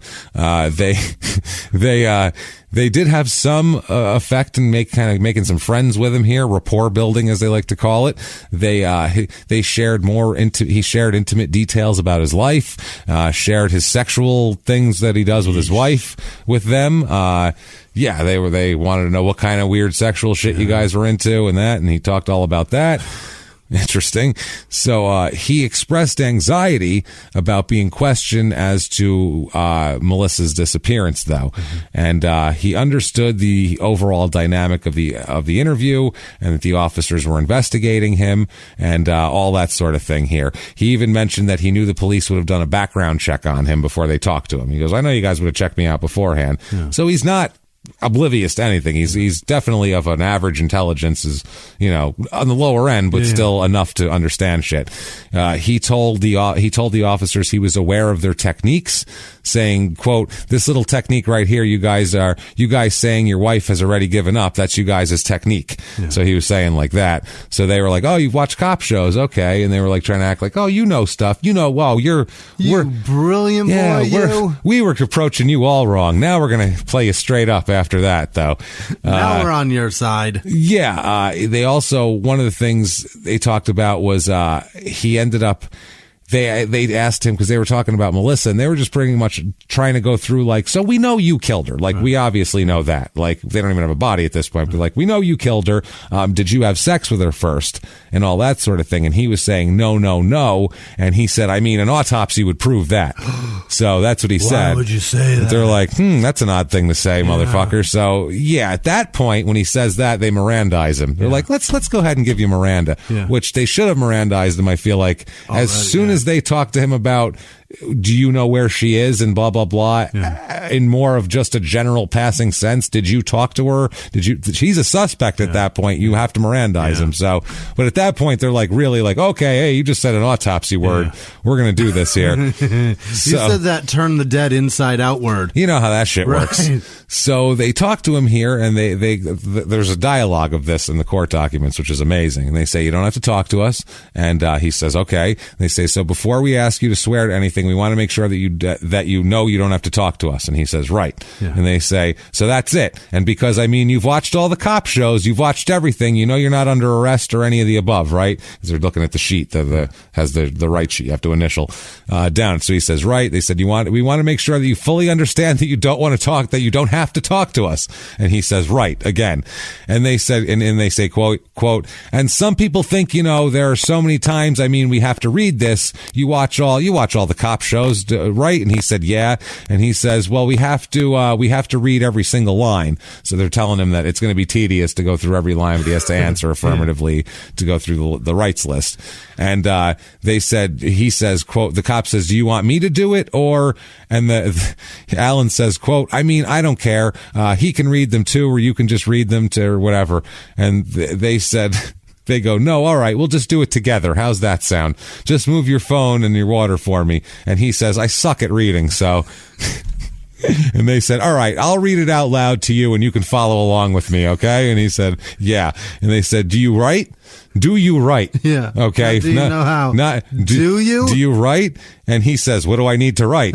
Which means... No. Sometimes, a little bit. No, the answer is absolutely no. Certain things. I make grocery list? I was just going to say, milk, eggs, I can write that. Maybe bread. My name, I got that pretty down. The A. But otherwise, it's difficult. So, yeah, they said... So then the cop says, if I were to write, do you want me to just transcribe and I'll write the statement and then you sign it? And he said, yeah, that'll work there. We'll do it that way. And so they said, okay, perfect. Number one, you have the right to remain silent. You understand? And he said, yeah. And they go from there. So about an hour after that, they start pressing him harder because now they can really fucking press him and really investigate and this murder. So they're pressing him with respect to this truthfulness, and they don't know where Melissa is. She could be alive. Yeah. She could be held hostage somewhere. She'd chained to a tree somewhere. She'd be chained up in a sugar cabin. Who the fuck knows? She could be out making syrup. She could be not even against her will. She could have a sundress and a bonnet, skipping through the forest with a basket of syrup on her way on her back wrist. To her car where her kid is. She's going to be blown away when she gets there and there's no Where's kid in my car. son? Where did Michael Jordan take my son? I told him to wait here with him. Jesus Christ, he's so unreliable, that fucking Michael Jordan. What the me fuck? And the Wizards over. God damn it. Fucking Charlotte Bobcats are going to learn. So they're pushing him harder. Yeah. Over the course of pushing him harder, Alan mentions that he used to spit shake on a promise to tell the truth. Like spit in your hand and shake like a deadwood land buy. Not that you would know what that fucking means, but I get you get what you're saying. Idea. Old West dealings. Spanky and alfalfa. Yeah, if you're going to buy a claim from a guy, if you're buying a gold claim up on the mountain from a guy, you got to spit in your hand or else it's not official. Oh, that's disgusting. So the detective followed up and he did a spit shake. He spit in his hand and was like, well, tell me the truth then. Anything for a body. These cops are willing to fucking do anything to get this guy in. I'll give them that. They're willing to shake hands with a fucking let a newspaper guy spit on them, basically. So, good Lord. So he affirms that he will tell the truth, in fact, with them, and so it's all recorded too. It wasn't. They said that the detective didn't use the opportunity to physically intimidate him. He didn't like squeeze his hand or anything like that. It was a very like, hey, yeah, let's do it. We're going to be honest with each other. Then they start to confront him with information they have about, because his wife's in the other room too. Yeah. And she's, there's little bits coming out from each of them of information that they're putting together and making into bigger pieces of information. And so they start confronting him with that about this, and they start confronting him, and he takes a pause and he sits there and he goes, okay, I strangled her. Comes out with it. Just, you're right, I strangled her. Oh boy. And they're like, for spit shake? For real? Wasn't Michael Jordan? Okay. You're not even blaming Jordan? Because he's got a viable alibi here. Can we spit shake on that? Every time he says something viable, anything. Spit shake. Just to make sure. OJ all day long. The cops. Think about what OJ would have given for someone to say that OJ was there when his wife was murdered instead of him. Think about Michael Jordan. He would have been. It was fucking Jordan the whole time. By the way, neither he or his wife are a 6'6" black man. No, they're both blonde and pudgy and short and white. So it's just there's none of that shit. So spitting on hands, spitting sons of bitches over here. So he admits it. Apparently, Alan and Patricia here had called Melissa from a burner phone they had bought. What? They bought a burner phone. They called her from the remote road there, and after she arrived, apparently when she got out of her car, Alan grabbed her and strangled her right away. Wow. They took her in the back seat of the car where Patricia started strangling her also, just to make sure. And this is interesting here. Patricia apparently continued to choke her, just as Patricia put it, according to Alan, quote, to make sure she wasn't breathing. Just to make sure that they finished the job there. So they did. They left the boy in the truck idling. They made sure the engine was on and left him there. They had no interest in him. They then, holy Jesus Christ. They then, and it gets worse too. They then carry her. She may have been alive. They don't know at this point. It's possible that she was alive. They took her into their house, where they took off all her clothes and repeatedly stomped on her. What? Why? To make sure, apparently. I don't know. Wow. Make sure she's not pretending to be asleep, I guess. I don't know what the fuck it is. And then laid her, then they're satisfied that she was dead at this point. They laid her out on a tarp and poured bleach all over her. Doused her in bleach to make sure that all the evidence was off of her, any sort of physical evidence or any sort of blood or anything like that.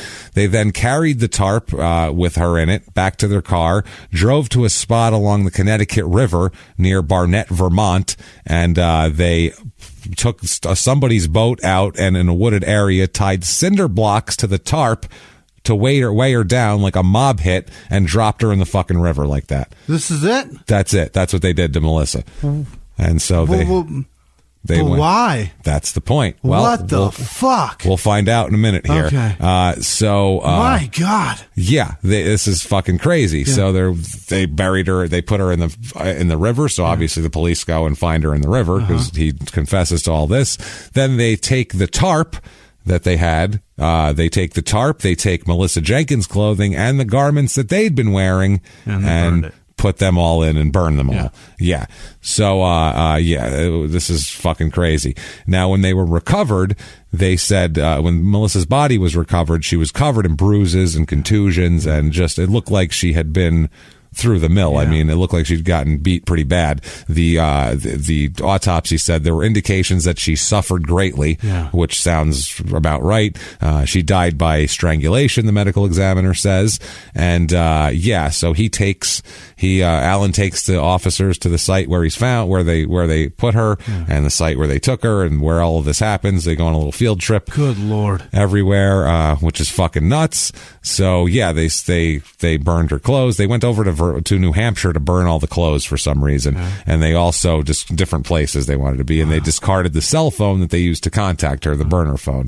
So, he gives a complete statement. They did not re-administer Miranda warnings. They did all this shit, went out, gave him the Miranda warnings. He said he strangled her. They went out on a field trip, went out to where they dumped the body, went to where they murdered her, and brought him back to the police station. Also brought them to the burn site with the tarp, then back to the police station, and there's no Miranda rights re-administered here, just to put that out there.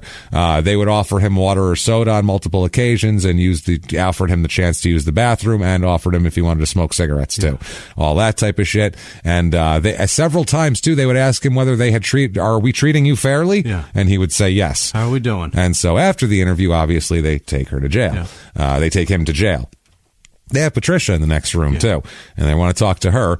She, even though that he is admitting to this, she says, I had nothing to do with this. I don't know what he's talking about.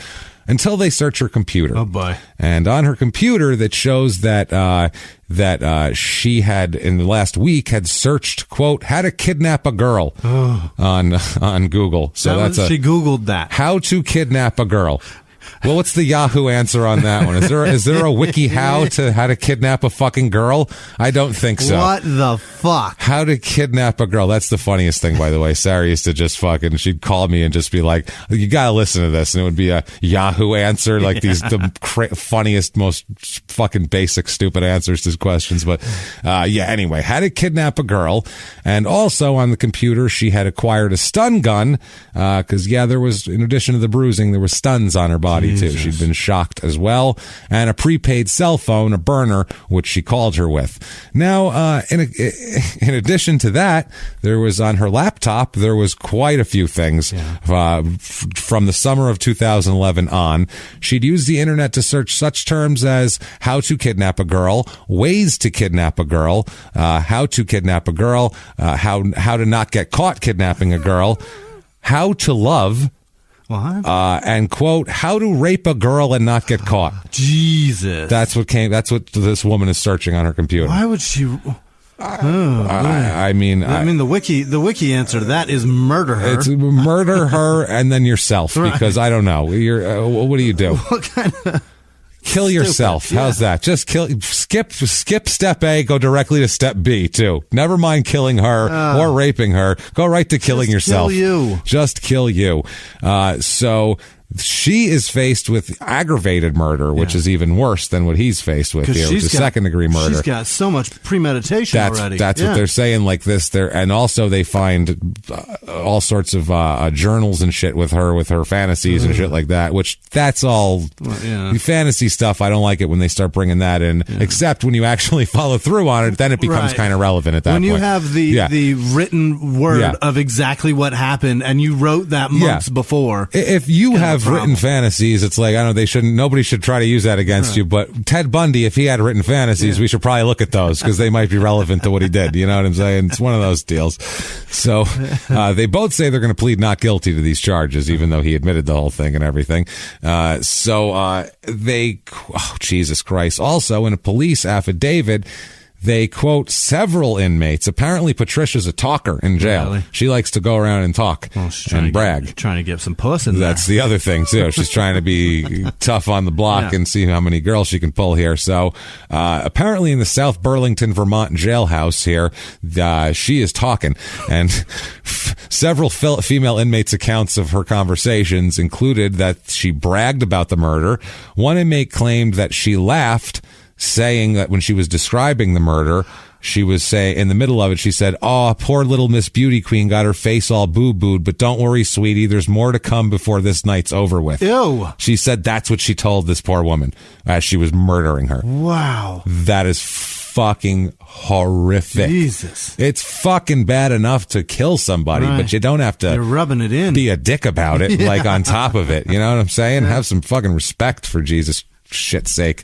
I'm sorry, this will be over in a minute. That's way better than this shit. Yeah, fucking Snoop and Chris were nicer on The Wire, Jimmy. When they would fucking drag people into a vacant house and shoot them, they were nicer than that. They'd say, "Don't worry, it's all good. It's going to be fine. It'll be over in a second." They'd be real polite about the whole thing. They didn't say, "Oh, poor little Miss Beauty Queen," and fucking mock the person and then fucking scare her worse. That's disgusting, man. It's fucking disgusting. They also said that she would outline gory details of the killing to everybody in the cell block, because it's not just one person. It's everyone's like, she will not shut the fuck up about killing this lady. It's Patricia told the women that Patricia and Alan were sexually attracted to Jenkins because she had blonde hair, but that the couple got mad when Jenkins ignored them and their driveway plowing business. Apparently, it comes out here that Alan had asked her out a couple of times at Patricia's behest. Like while he was plowing the driveway, he would say like, "Hey, do you want to come hang out with us? And do you want to go out to dinner with us?" And like kind of weird-ish. Not like, "Hey, we're having a party with a bunch of people on Saturday and you should drop by, bring some potato salad because it's a barbecue." Nothing like that. It was a kind of weird. Me and my creepy looking wife both want to fuck you. Yeah, you know? Exactly. And she was like, "No, I'm busy." And she's kids. Melissa's she's clean cut. She's not that you can't be sexually adventurous and clean cut, but she's wouldn't fuck these two, even if she was into this. You guys, I'd really love to, but I've got 19 jobs. I got 19 jobs. I got a kid, and I'm way too attractive for you people because I've seen her and I've seen them, and she's not fucking these people in a million years, alive, dead, or any other way. So, they were sexually attracted to her, and they got mad at her and all that sort of shit. We'll get back to that in a second. Now, the town finds out about her being dead, Melissa Jenkins, and people freak out. They all wear pink to school that day to show support. They close down classes for a day. And in her honor, they held a memorial service. 1,400 people came, which in a town of 7,000, that's not bad. That's a good chunk of the town. I would say by a long shot, it's about 20% of the town. That's pretty good. So I mean, that's how beloved she was. Students, cried and told about how caring and kind-hearted she was, and how she was always helping them, and she'd stay after hours to help them with work and to tutor and all this type of thing. They're raising a bunch of money for her in order to provide something for her son to leave behind for her son. They're trying to, have something like that.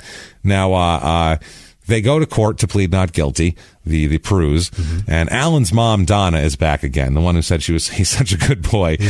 She is on his side, boy. Really? She is blind. She said that he's never been in trouble with the law, and she has faith that he did not do this. She said, quote, "I do not believe he would ever do this because he didn't have it in him. I have nothing against Patricia. I don't have nothing bad to say about either one of them." He's a good boy. He's a good boy. He's a fixer-upper. I mean, and Patricia fixed her up. Just fixed him up. So there you go. They said that it has to be the wrong people. That's all it is. It's, one of their friends said, quote, "I wish I could do something to prove that they didn't really do it. And I hope that the cops aren't willing to give up and try to find more evidence that they really didn't do it instead of wrongly accusing someone." Well, that's usually not the case. He's saying they're just going to give up. They just stopped. Once they get a confession, they just stop looking for more other people. I don't get it. For now? No. Just because he confessed and took them to multiple sites of the... I mean, he could have heard that around. Just because he told them what happened and then backed it up. You have no idea what people tell the newspaper guy. They tell him everything. It's 5 a.m. They're very loose-lipped.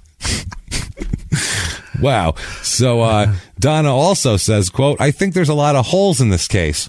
Like what? Oh, boy. He confessed to it. It all matches. I don't understand. And I think they really need to keep looking. They are good people, and I want them to have a fair deal in this. They are being set up by somebody. I don't know who.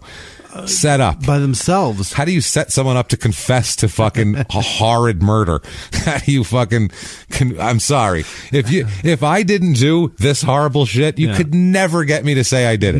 Never. I'm not admitting to this. This is fucking horrible here. So Patricia decides she is going for an insanity defense. That's her defense here. And she's got some shit to back it up too. We'll talk about, but Alan has to go to trial right away. So they go to pretrial for Alan. Prosecutors say that the Prues hunted Melissa down because that night Alan told the police that he wanted to, quote, "get a girl." And he did say that he didn't plan on it being forcefully, but they wanted to go get a girl, and they said, "How about this Melissa?" And then apparently sometime in there they decided she's not going to go along with this. We've called her. We're going to have to take her. We've called her to the middle of nowhere.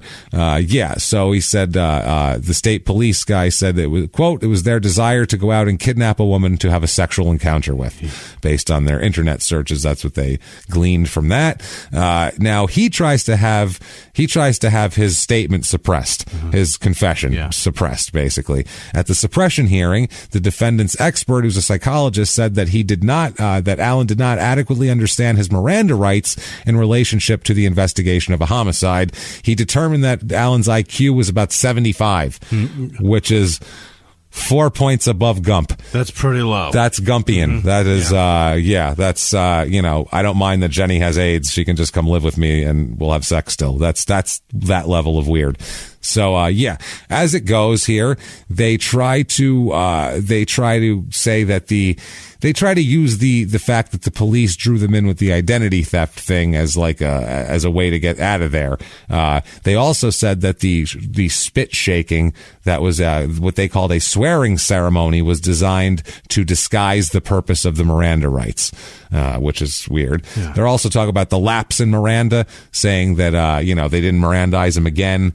There was this long, big gap, and they said the trial court said at relevant times during the questioning immediately before and after the Miranda warnings, excepting the very initial period when the lieutenant feigned interest in his statements regarding the identity theft issue, the topic never wavered from the trooper's interest in the information regarding the murder investigation. So they're saying the police didn't snow him, they didn't lie to him. It was 5 hours of asking him about a murder. Mm-hmm. He knew they were talking about a murder. There was nothing about that. Also, his wife's mental state he wants to bring into this whole thing. He seeks to elicit testimony from a Dr. Kinsler about a diagnosis that Patricia Prue and the information he reviewed and all this shit, everything about her mental history, everything that he examined her recently, everything he found, and everything of that, basically, to try to find that.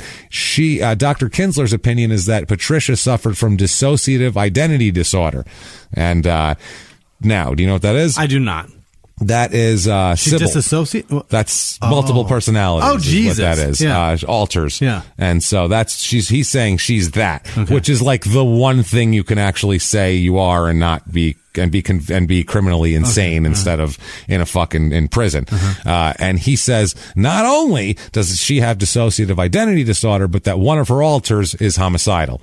So I mean, when you have a homicidal alter inside of you, what are you going to do at that point, right? Does it talk like Michael Jordan? I believe it can dunk. Yeah, I believe it can dunk. It's very interesting. So, the defense's theory is that the wife, Patricia, committed the murder in a violent and explosive way, and that the expert testimony would provide the jury insight to support this view that Alan had nothing to do with it, even though he admitted to strangling her and helping dispose of her body and everything else. The theory was bolstered by a witness who will testify that this woman met Patricia while they were both in jail, and this is one of the jailhouse people, and that Patricia acted very giggly and silly, and other times very aggressive.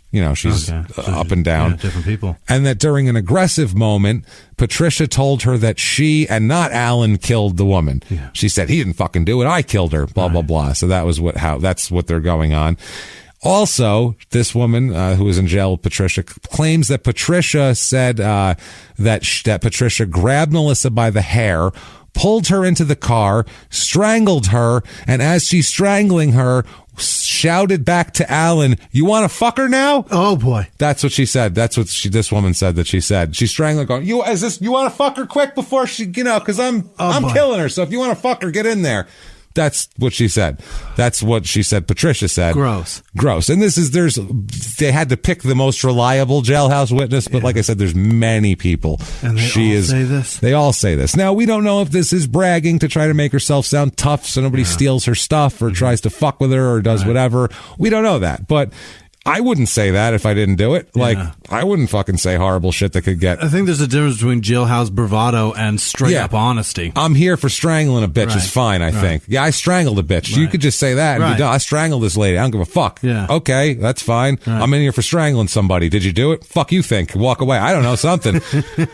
But not... I'm more afraid of that answer than what she's doing right now. That's weird. That's what I mean. In prison, that would be better. But this is just, you're like, ew. You're fucking... you're a monster. Jesus Christ. So the state moves to exclude this doctor's testimony on the grounds that Patricia's mental state is not relevant to the question of whether Alan committed the acts alleged, which is questionable. Also, the state argues that allowing this doctor to testify would be prejudicial because the defense's disclosure of its intention to call this doctor was too late, and so the state's own witness only didn't get his whole evaluation done, and so they couldn't possibly let this guy testify because they won't have a fair opportunity to challenge, which is one of those things. That's why they have deadlines for expert witness to put in for experts, so you can then try to get experts to challenge that. So also, Patricia filed a motion to quash a subpoena of this doctor, arguing that, so now the state and his wife are both filing shit against him, saying that the doctor was an expert retained by her and that his opinions were protected by their attorney-client privilege, which is, again, a real gray area here right now, because they're married, but it's her, but they did it together, but it's a doctor-client. It's really creepy. So the trial court just says, fuck it, exclude all that shit. Okay. Exclude all the medical, all the wife's crazy shit. That's all gone. Okay. So they get rid of all of that stuff. That does not come into court. So that's a bummer for Alan. Yeah. So now all they have is his confession that he strangled this woman and that his wife helped, and that's the story now. Okay. Rather than her, blurting out saying she did everything, or asked him to fuck her too. Right. So anyway, during the trial, he's denying everything. His strategy is blame Patricia. Yeah. That's it. The defense attorney in the opening remarks blamed Patricia. He says Patricia Prue strangled the victim because in her crazy, twisted mind, she had become obsessively jealous of Ms. Jenkins. The evidence will show that Patricia Prue strangled Melissa Jenkins without telling Alan she was going to do it, without planning it with him, and without Alan Prue agreeing in any way, shape, or form to the idea of harming Ms. Jenkins in any way. That's what they say. The attorney informs the jurors that Patricia Prue suffered from multiple personality disorder and had a complete control over her weak-minded husband, who quit school as a teenager. So they're trying to be like, he can't find the fucking mailbox without her. So he can't hit a driveway with a newspaper without her saying where it goes. There it goes. Or a plow, for that matter, which is bigger than a newspaper. He still can't. Yeah, it's dragging him around by the hand. Yeah. Also, she says the defense says that it was Alan's low IQ that allowed detectives to break him down in a 7-hour investigation. His murder confession was coerced, and that you shouldn't take it seriously. And it's all Patricia and her craziness. And so the medical examiner testifies, which never plays well for the defendant there. The prosecutor then played an audio recording of Alan's confession to the jury, and that sounds pretty convincing. She next called Patricia to the stand, and Patricia invokes her Fifth Amendment rights and does not say a fucking word except for, I'd like to invoke my Fifth Amendment right against self-incrimination. That's all she'll fucking say. Yeah, she doesn't say shit. All Fifth Amendment, which it's her right to do. Good for her. A few days later here, a Vermont state detective testifies that Patricia had used her laptop to research how to kidnap a girl without being caught, how to rape women and kill women and everything else here. Search of her computer revealed that also had been used to shop for a stun gun, and the medical examiner testifies that a stun gun had been used several times on Melissa the night she died. Jesus. So strangling, kicking, stomping, and stun gunning. Why? No fucking reason. No reason. They wanted to fuck her kinda, and then she probably wasn't into it. They wanted to fuck her kinda, and then we were like, nah, let's... It's fucking ridiculous. It's goddamn ridiculous here. So Donna here, the mother, Alan's mother, Alan called his mother the day after Melissa disappeared, the 26th, and she was staying with her daughter in St. Johnsbury that night. Donna says that Alan wanted her to come home because he had something he wanted to say in person, which is a weird thing. She said, he told me something was going on and the cops had been there earlier that morning, and I asked him why, and he said that they were suspects because there was a lady missing in St. Johnsbury. And Donna said when she asked her son if he knew the missing woman, he said he knew of her, but, wasn't best friends with her or anything. He says that he once plowed her driveway, which is totally untrue. Another Prue family friend, Linda Spinner, said that the day, the 25th, the day all this happened, or the next day, I'm sorry, the 26th, she saw him, and this is an older woman. She says, quote, he didn't act like himself when he was at the house. He was pretty quiet.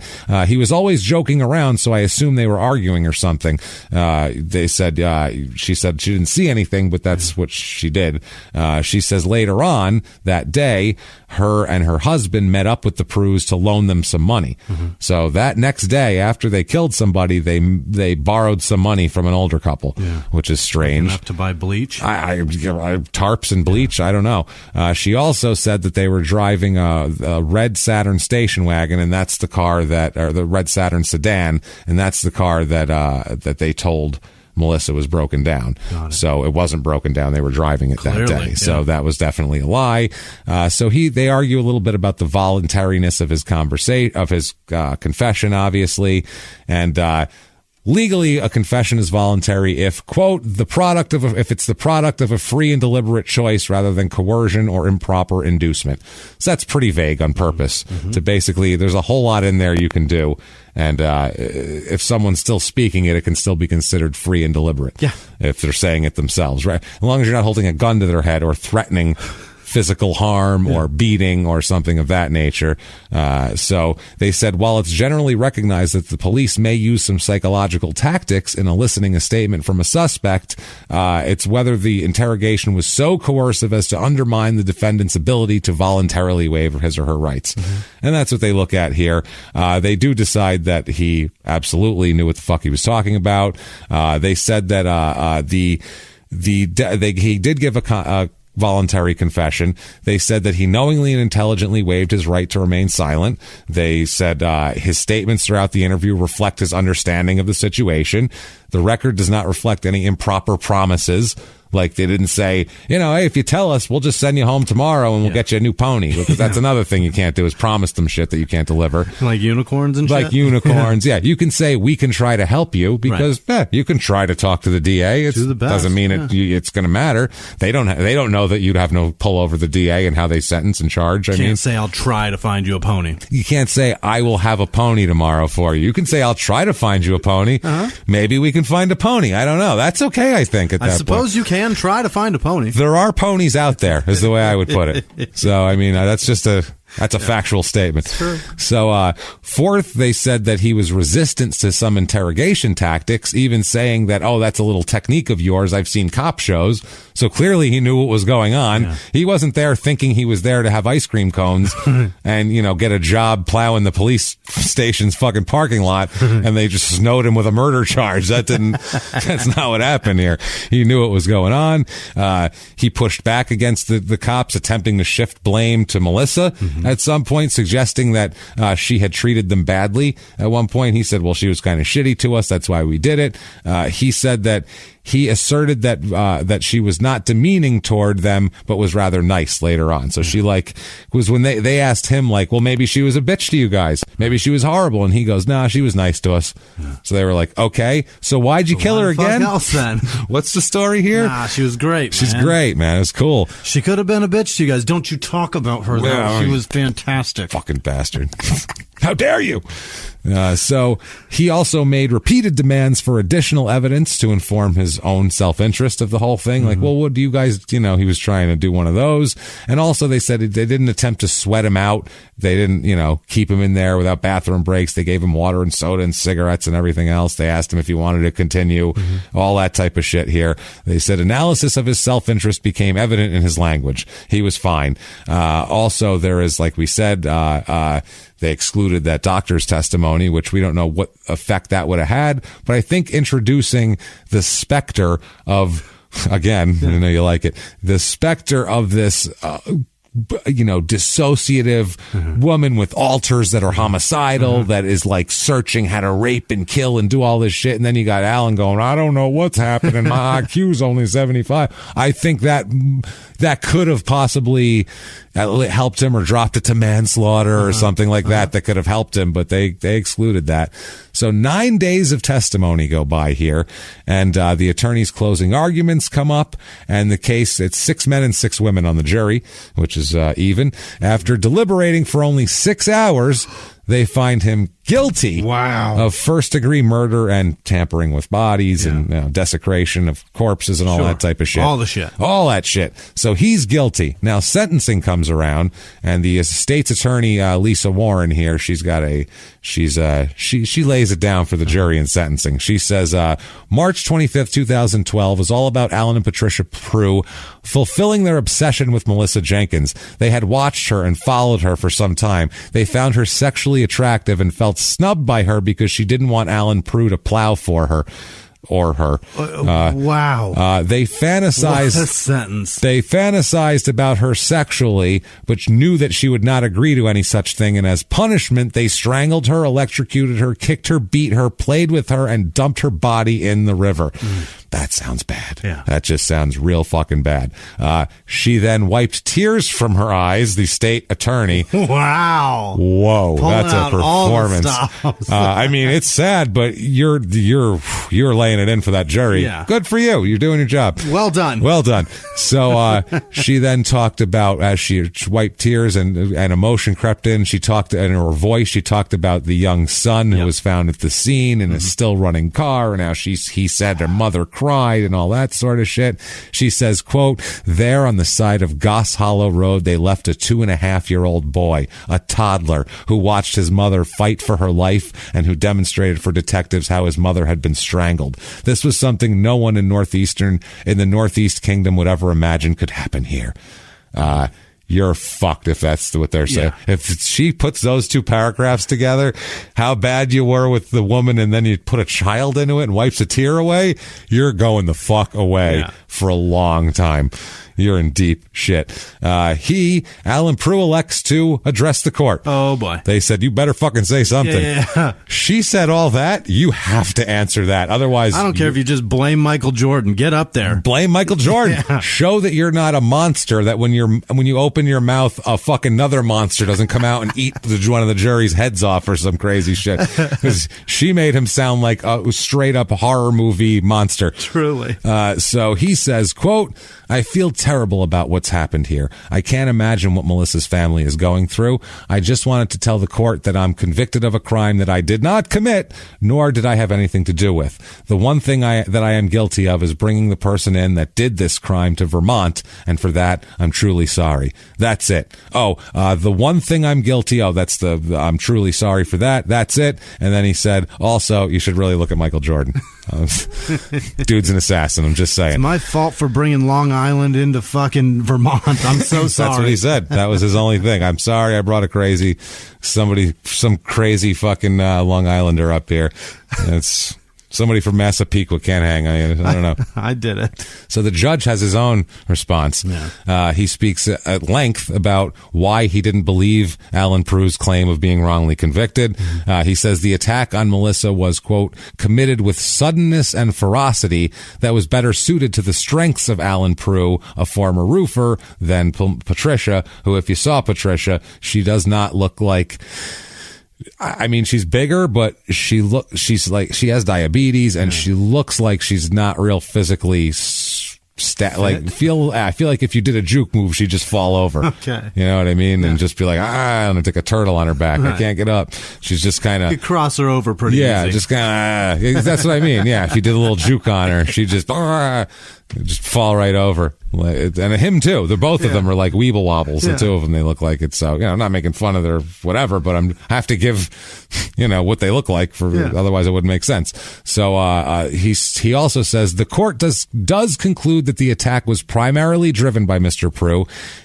He has the strength. He's the man who has the ability to carry multiple bundles of shingles up on a roof. He's short in stature, but he's strong. He was able to drive her to the ground and choke her out. Miss Jenkins was rendered senseless by Mr. Prue. His power was essential to the success of this process. You, sir, may fuck off 50 years to life. My Christ. You are fucked. That's how long's he got to do? Is it 50? It's 50. Whoa. 50 minimum. It's over. No parole to 50, and then to life, and then a 5-year sentence for a conspircy charge to tacked onto that. He's fucked. Yeah, he's going to be older. I mean, he'll be 82. It's over. It's over. It's very rare you get to be 82 in prison. Yeah, that's going to be rare. Now, Patricia has court in 2015, and she decides that she is going to plead guilty. Yeah. Things did not go well for Alan. No. And her thing is weird here because she's not even doing it to get like a softer sentence or anything. Yeah. There's no like plea agreement. She just decides to do it. Her lawyer, he tells the court that his client was, quote, severely mentally ill and that the case should be used as an example for why the state should focus on developing a strong mental health system. He cited studies done by several doctors during the pretrial proceedings saying that they determined Patricia suffered from post-traumatic stress disorder and might suffer from dissociative identity disorder as well. He says the state program should be focused on intervening to help those with mental illness at the earliest point possible, which is all true. Yeah. And she's a murderer. Yeah, so those two things are really true and mutually exclusive. Yeah. So it's fine. Yeah. Like you can't, help would have been great, but at this point, too late. There's a dead lady in the river. What do we do? Let's fix the next one. But we'll fix the next one. We'll fix the next one. Let's throw this one out. This one's already broken. I'm sorry. It came out of the box like All this. Right, we don't need a warranty. I don't know. The seal was busted on it. I don't know what happened. So let's just study this one to see what's wrong with it and throw it in the fucking trash. Yeah, no shit. So she's going to plead guilty to aggravated attempted murder, kidnapping, and conspiracy. Her lawyer also said, quote, as horrible as Miss Jenkins' death was, it should stand for something. I suggest that it stands for a moment in time where people actually take a moment to take a serious look at how we allocate our resources to social services. I think we need to realize that each dollar we spend or don't spend could have a serious impact on our society and safety. Terrific. Can we get her to jail and then worry about that? A politician or a fucking lawyer? Prosecutors said that she planned the crime. She was the mastermind behind it. They talked about how to kidnap a girl. Right. She's the one that got the stun gun. She bought the prepaid cell phone. She made the phone call. Yep. She has all the internet searches outside. The only thing that they were saying Alan did was initially grab her and disable her. Yeah. So, and then put her in the car, and then Patricia took over from there. That's what everybody says. Also, they found Patricia's journal, which included vague descriptions of a joint fantasy that she and Alan shared and were looking to fulfill. In one entry, she writes that she has plans for people who have messed with her and that, quote, people will be surprised what she's capable of. Oh, so they were going, fuck. Yeah, they're reading through her journals of her, anger and her revenge fantasies and her sexual fantasies of forcing women to participate with her and Alan. So Alan, they bring up that Alan told Alan told police that Patricia told him that she, quote, wanted somebody they could play with. At that point, they bring that in. So before she gets her sentence here, she addresses the court. She says that she regrets not seeking help for her mental issues earlier. Mm-hmm. She says there's nothing I or anyone can say to make what you've been put through any easier. She says to the family, I'm sorry. I'm not sorry we were caught. I'm sorry it ever happened at all. I want to apologize personally for the fact that my husband wasn't a strong enough human being to admit his wrongs and take his rightful punishment willingly. That's what she said also. She's like, by the way, and fuck him too. They have to argue via fucking final statements to judges and juries because they can't talk to each other. That's the other thing too. They're not allowed to speak. God, no. They're not allowed at all to speak to each other. She says, quote, I stand here before you today willing to give my freedom for the loss of her life. I've asked for life without the possibility of parole. She asked for that. That's how I want to show you how deeply and profoundly sorry I am for whatever part I played in the death of your family member. I'm kind of hoping that they give me like 10 or 15. I could, if you got me off early, I don't know. So the judge has a couple, was the same judge too. Yeah. He's got a couple. So yeah, he's been waiting for this. How awesome is he about to be? He's been waiting for this for 2 years here, 3 years. He said, quote, you knew how the abduction would end. This was not a sudden or impetuous act on your part. In your future life in prison, I trust not a day goes by in which you won't revisit your crime. You, ma'am, may fuck off. Life in prison without possibility of parole. Well, dicks will be eaten. Granted. This way. There you are, madame. Right this way. To the dick buffet. We have a table. Beautiful table, it's beautiful, right in front of the window so you can see the bay. It's just going to be fantastic. We're going to set you up right here. Chain link and barbed wire. And just a never-ending cock. Isn't that wonderful? This one's nice. How about this one? Would you like another?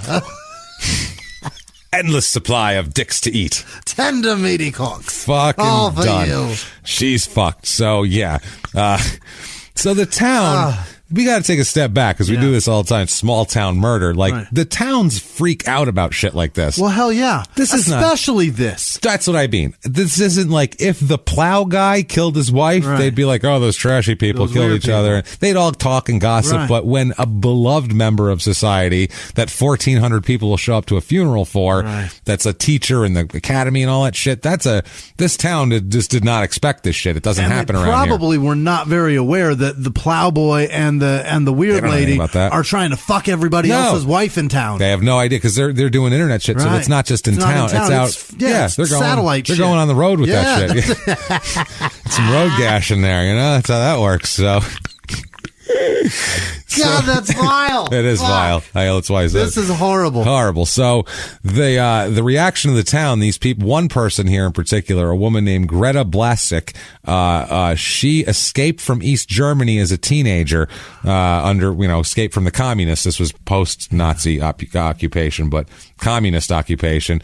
And she said of it, quote, I couldn't believe it. Most of the community feels bad for the child. I would assume all of them would. Well, most of them. Some people say he can go fuck himself and he should be old enough to take care of himself. One guy who writes a lot of reviews said the kid's probably going to be mean. He said he's mean. I'm not sure about that. One of these days, that kid's going to be mean as fuck. Fuck him. Unless Michael Jordan takes care of him, there's going to be a problem.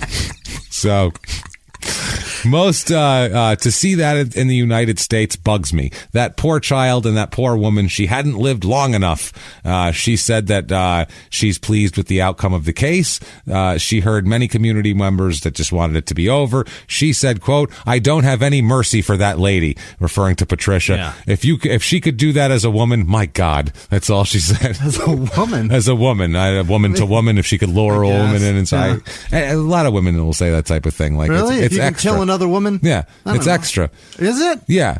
But it's extra. It's like in the 70s when they'd have like the blockbusters. You know what that is in the 70s? Yeah. The like they'd come in and buy a couple houses in the neighborhood and sell them to black families and then scare the shit out of all the white people who are racist and be like, hey, 2 black families moved in. Your house is going to be worth nothing, so I'll give you this much money for it now. And then they'd sell it at inflated prices to black families and make money. That's kind of like, I feel like it's one of those things where they're like, it's not like a fucking, I don't know, hard to explain here, but. It's just fascinating because you never hear them say, I can't believe he would do that to another guy. Yeah. How dare he? I feel like it's that sort of thing. What a real like, piece of shit. You're robbing the brothers too, man? Like, it's one of those. Like, man, what the fuck? This is messed up. So, yeah, I could see that. So, a lot of people here, one woman here, she said nobody expected the gruesome details. This is the woman who owned the Creamery restaurant where Jenkins worked part-time. Yep. And, they said they were all so shocked. Nobody expected it would be that horrible and that brutal, because it was. One guy here, the spokesman for the St. Johnsbury Academy, said, we can now turn our full attention to healing from this tragic loss, celebrating Melissa's life and mourning her death. Which is very nice. Yeah. Another neighbor here, the one who said in the beginning that he used to mow her elderly parents' lawn and shit like that. She says, quote, it's easy to say these are horrible people, but they weren't horrible people. She needed to add until they were horrible people at the end of that. Except for now, they're horrible people. Right. And come on. She should have just said, you can't call them horrible people. Before the murder, they were pretty not cool. Horrible people. But now, atrocious. Fuck them. The worst. The worst. So on this appeal here, Alan appeals this. Alan does. Patricia doesn't appeal hers, but Alan appeals his. Well, she can't. She pleaded guilty. She pleaded, and it was in her deal, too. Mm-hmm. He seeks reversal of the denial of his motion to suppress his confession, and also he's big on the doctor's things that weren't allowed in there. He says that the state failed to prove that he validly waived his Miranda rights, and they said, nope. Basically, he's saying they didn't re-Mirandize him, and they're saying, no, you have to look at it as a whole is the way they're looking at it. You can't say that, well, 5 hours went by between that Miranda and that Miranda. They said, yeah, but it was all part of the same. They had the same conversation for 5 hours. Right. So why would you stop and go, by the way, we're having this conversation? Like, he should be able to remember for 5 hours that he was already told. He was already told. And it wasn't like they stopped, went out for ice cream, went to the dog track, bet on some shit, and then came back and started talking about it again. Right. Like, they went out specifically for these fucking things. So it was... It's not like they went throwing newspapers and snow blowing. That's what I mean. Yeah, that was beforehand. Right. So, yeah, they said his language was detailed. He was forthcoming with information, except when he was struggling to avoid incriminating himself or his wife. So not only did he know what he was doing, he was pretty shrewd about it, is what they were saying here. They said the trial court adequately reviewed the record to make sure he understand everything. They talked about the spit shake swearing ceremony there. The Cosa Nostra. The Cosa Nostra. Fucking, they pricked his finger and burnt the heart of a saint. That's the fucking deal here. And finally, the trial court, I like the way they said this. They said, quote, "We do not approve of describing the constitutional requirement embodied in Miranda as a formality, but the trial court's conclusion that the trooper's word choice did not undermine the validity of the defendant's waiver is supported by the record." They tried to, because defense was trying to say the trooper called it a formality, like it wasn't a big deal to sign away your rights. Right. And they're like, well, he's saying it. The formality is the signing it, is what they're saying. Right. That's why it's just a formality. You have to write all this shit. It's just a formality of this formal fucking document, of this formal form, right. Of this formal standard government form that's in the Constitution we have to provide for you. Yeah, that one. Goddamn idiot. Christ. I'm sorry, we don't do spit shakes down at the police station. Yeah, it doesn't happen. Formal shit. Yeah. Don't do hillbilly Cosa Nostra. Well, that's what they do. That's what they did in court, though. That's how you swear in. There's no Bibles in Vermont. You don't swear on a Bible or whatever you believe in. Do you it's just swear? a spit shake. It's a spit shake with each individual member of the jury and the two lawyers. It takes forever.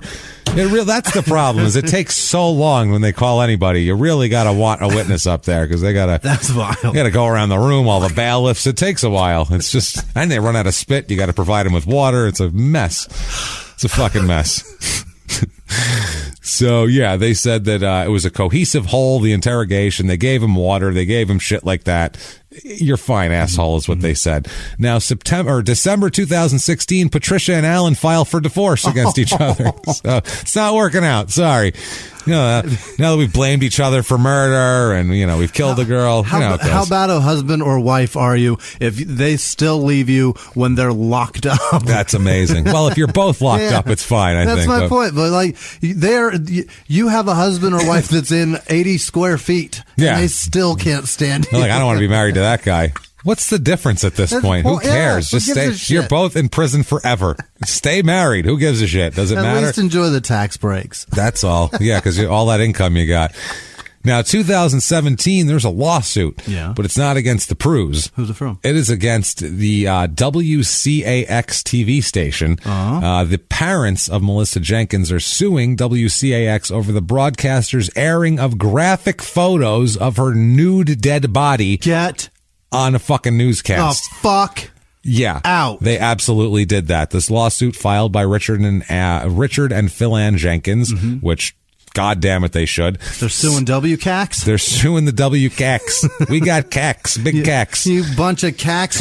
You aired dead nude. Yeah, a dead nude woman. What the fuck is wrong with you people? They seek unspecified monetary damages along with attorney fees and court costs. They say, quote, they've suffered severe emotional distress as a result of the broadcast of their dead daughter's nude body. Unfucking real. Dead daughter, nude, and body together. Awful. Assholes. They have suffered severe post-traumatic stress disorder, major depressive disorder, and generalized anxiety disorder as a result of these actions. I guess Richard Jenkins was watching the broadcast when the photo appeared. And that's the first time he saw it. He saw it like that.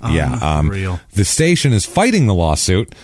Just give the money. Jesus Christ. How do you fight internally? Yeah. How do you look at yourself and go, Come on. Fuck them. What are we doing? Let's try to win. And the way they do it's like they say we made a mistake, but you don't get any money for it. That's their stance. Fuck you. They say the photo appeared. They can't deny it appeared. Yeah. It appeared for several seconds during the 6 p.m. news broadcast on October 9, 2014. The station apologized for what it called, quote, our terrible mistake, and blamed a breakdown in editing procedures. That's where you fuck up your editing?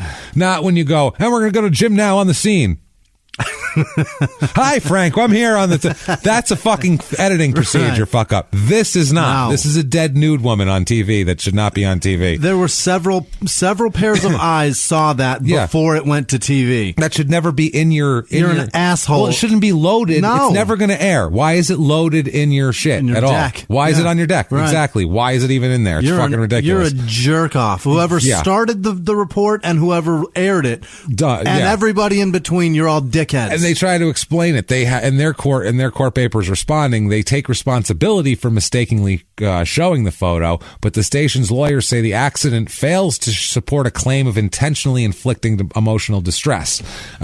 They say due to a technical malfunction, that assumes that somehow a technical error pulled this nude, naked, dead woman's picture out of the fucking cloud on the broadcast, and put it in the broadcast fucking deck for their shit that they're going to put in there. I know when we present a live show, I have all my slides. Right. No, I know exactly what's going to come up. I never go, how the fuck did that crazy picture get in there? I thought I sent that picture to my wife. Oh, my God. Whoops-a-daisy. There's my cock. Never happens.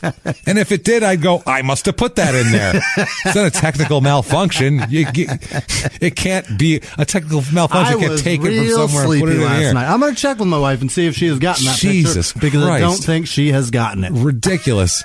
So it's due to a technical malfunction, no human error, WCAX briefly and inadvertently aired that image. The station adds that the lawsuit does not contain allegations sufficient to make out their claims. The news anchors apologized as soon as the report ended and again before the end of the hour-long newscast. Because they knew. Holy shit, we're about to get sued. They were like, oh, wow, that was terrible. The news director at the time, Anson Tebbets, he told the Burlington Free Press that the station contacted the Jenkins family to apologize directly afterwards and also enacted new policies to prevent such an error from happening again. Like, I thought what? You did nothing wrong. You motherfuckers. What new policies could prevent a technical malfunction? What? Wait a second. I thought this was just a machine AI took over and pulled. I mean, they might have showed a picture of like Nancy Reagan getting Eiffel Towered by fucking Ronnie and Henry Kissinger from 1977 in the next slide. You don't know, anything could pop up there.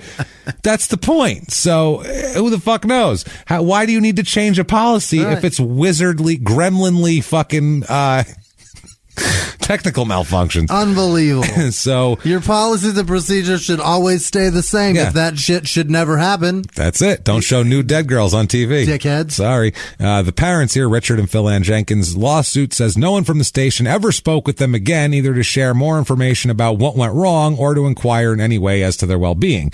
Now, in 2018, Prue Allen is one of 215 inmates that the Vermont Department of Corrections recently moves to Mississippi over complaint. They had them in a prison in Pennsylvania. I don't know if Vermont doesn't have enough prison space or what the fuck it is, but they're exporting it? He was in Camp Hill prison in Pennsylvania. Okay. I feel like there's a privatization thing in here more somewhere. And there was complaints about medical care and exorbitant inmate deaths at this Camp Hill prison in Pennsylvania. Wow. So Vermont took all of their 215 inmates and shipped them to Mississippi. We'll give them our money. Where they're famous for caring well for prisoners. That's the humanity center of the world is the Mississippi prison system, really. Wow.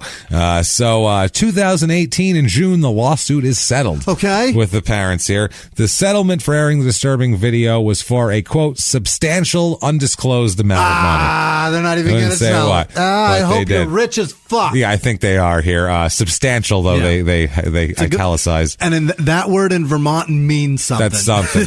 That's something. Representative here said, quote, we are pleased pleased that we were able to reach a settlement with the defendant in this case. Mr. and Mrs. Jenkins have grievously suffered not only from the horrific death of their daughter, but the additional pain of seeing their beloved daughter's body on statewide television. I would I don't know what I would do. I don't know what I would do. You'd have to pull a Spinner Spencer's dad, like from Crime and Sports. Yeah. Crime and Sports, I want to say episode 40, we had a guy who... The dad went nuts because his son's fucking hockey game, the Maple Leafs game, was supposed to be on TV. It was in Canada, and they played a different game. So the guy went down to the station with a rifle saying, put the fucking Leafs game on or I'll shoot you, which is insane. That's situation. The level shit I'd be looking. Who's the fucking highest person in charge in this building now? I want his balls in a snow globe. Tell him to fucking put some tape on his knuckles because we're fighting now. You put my dead fucking naked daughter on TV. As if the man's not suffering enough that the woman... Unfucking real. He's got to see it? As horrible as you can get. And he was watching it, too. So they say Mr. and Mrs. Jenkins can now achieve some form of closure to this terrible chapter in their lives. So they said that the station confirms that. He says, we are pleased to have resolved this case with the Jenkins family, which means we had to pay a fuckload of money. And I did not get a bonus this year. We're all affected by it. We're all fucked. We have to get our own coffee now. Like, we had to fire that dude. He's fucking gone. Have you guys seen National Lampoon's Christmas Vacation? Because we are all not even getting jellies. No jellies for any of us. Nothing. We're all Cousin Eddie at this point.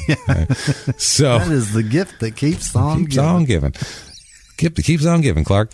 Now, the station's unintentional airing of the courtroom photo of Ms. Jenkins' body was a serious error, and we took steps shortly after the event to ensure no similar errors would occur in the future. We extend our sincere apology to the Jenkins family and to the public once again for this mistake.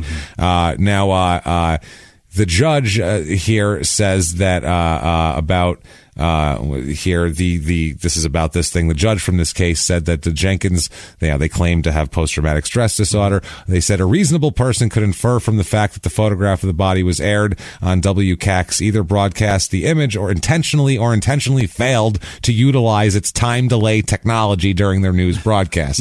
They have a 7-second delay. We didn't have a delay. You see going. it? Turn it off. Right. We don't want that on TV. Right. A reasonable person could also infer that the conduct WCAX acted with a reckless disregard for the probability of causing severe emotional distress to the Jenkins. 9-page decision saying you guys are pieces of shit for doing that. Right. Also, at this point, Alan, our buddy here, files his second post-conviction relief request. The Caledonian Record, this is in November of 2018, reports a judge has granted Alan Prue's attorney 90 days so he can amend his client's original PCR hearings. He says in his request that he had ineffective legal counsel during his trial. That's his new thing now. And I read everything. I think his attorneys did about as good as they could do with this piece of shit of a case. With confess. A confession. What do you want? Yeah, if you confess, you can't blame your attorney after that. You fucking said you did it, dummy. Right. Doesn't matter what he does this far out. That man could just not show up. Yeah, and it's not like he didn't just say, I did it, and they took him to jail. He showed them. Right. He said, I'll take you. This is where we burn shit. Right. 3 different places. Like, he knew it and he did it, and there's no doubt about it. So that is going on right now. It hasn't been come out yet. That was in November. That can take a couple of years for this all to come down, but I don't think it's going to amount to anything. No. I think he's pretty much fucked. Patricia's in for life without parole. Right. And this poor kid who's now 9 years old, this poor kid has no mom, doesn't remember any of this, isn't even going to remember his mom. It's fucking horrible. And I'll bet he hates Michael Jordan. Fucking hates him. He's like, that Michael Jordan. They're like, for the last fucking time, Chuck, he didn't kill your mom. It's like, I know what I saw. All right? I know what I fucking saw. I'm a pretty good judge of character. I hate bald guys. I hate basketball. Fuck the Wizards. Fuck the Bobcats. Fuck the Bulls. I'm surprised. Fuck John Paxson. Fuck him, too. Horace Grant, the worst. His goggles right up his ass. I'm surprised that they didn't try to call him to the stand to refute the whole thing. He says it, ladies and gentlemen of the jury, this young man says it was Michael Jordan, so I'm subpoenaing Michael Jordan. I want him to, he's going to have to answer. Yeah. We'll make the bastard deny it, like Lyndon Johnson said. Let's make the bastard deny it. So, yeah, that is St. Johnsbury, Vermont, and that is Alan and Patricia Prue and poor Melissa Jenkins, and what a horrible, through no fault of her own. She didn't even have beef with these people. No. It's not like, they were neighbors and they were having an argument, and obviously it's no reason to murder somebody, but, she at least knew she was in an argument with somebody. She just thought she was helping out some people that needed help, and they were doing this for no fucking reason. And the only positive I can take out of this is at least when Patricia said, "You want to fuck her now?" Alan didn't go, "Sure," and walk over there with his dick out. At least he said, "No thanks, I think I'm good." I think this part's a bit too scary for me. That's the only redeeming quality of these people. Out of their whole lives, Alan didn't fuck a woman while she was being strangled to death. Congratulations. Hats off, Chief. Way to go, you quality Holy individuals. shit. Yeah, you guys are real quality here. So that is St. Johnsbury, Vermont. And if you like that show, I know what you can do about it. There's several things. First of all, go to Apple Podcasts and give us a review. 5 stars would be wonderful. Doesn't matter what you say. Just tell us you're following instructions or directions or whatever. It's not for our ego. It's just to drive us up the charts. And you can do that on any platform you listen that takes reviews. Please, it'll help us, I'm sure, on whatever charts they have there. I'll get one way or another. They'll get it in there. Just get yourself in the system, man. Get it in there. It's all good. Do that. Go to shutupandgivememurder.com. New merchandise up. All sorts of cool stuff up there, guys. Make sure you go through and look what new options there are too, because there's like bags and shit on there now. There's all sorts of stuff. Really cool. But more importantly, get your tickets to live shows. It's next week is the start. Next week, 1 week from today. July 18th in Tampa, July 19th in Orlando. We will be there. Look, we're flying to fucking Florida in the summer in July. So you show up too. We're flying to Hurricane Alley during hurricane season. Where it's 95 and humid every day. And we're going to go there. It's people from Phoenix are going, this is terrible. I don't want to go there. Let's go, fuckers. So goddamn it, show up there. Cleveland, Columbus after that. Do that. San Diego and LA, get your goddamn tickets. In Minneapolis, they're going fast, so get those. Also, I got to tell you guys, because they're in the future, but the Dallas show in November, it's at the end of November, has like 40 tickets left. It's a big venue too. It's just about sold out. So if you're planning on going to that show, get your tickets right now, because they're just about gone. Milwaukee, December 5th, I think, has like less than that left. There's way under 50. Over. I know it's under 50 tickets, and again, it's like a 600 seat venue. So that's in December. I realize that's a far way away, but if you want to see the show, I would get your tickets very, very soon. Even Chicago right after that.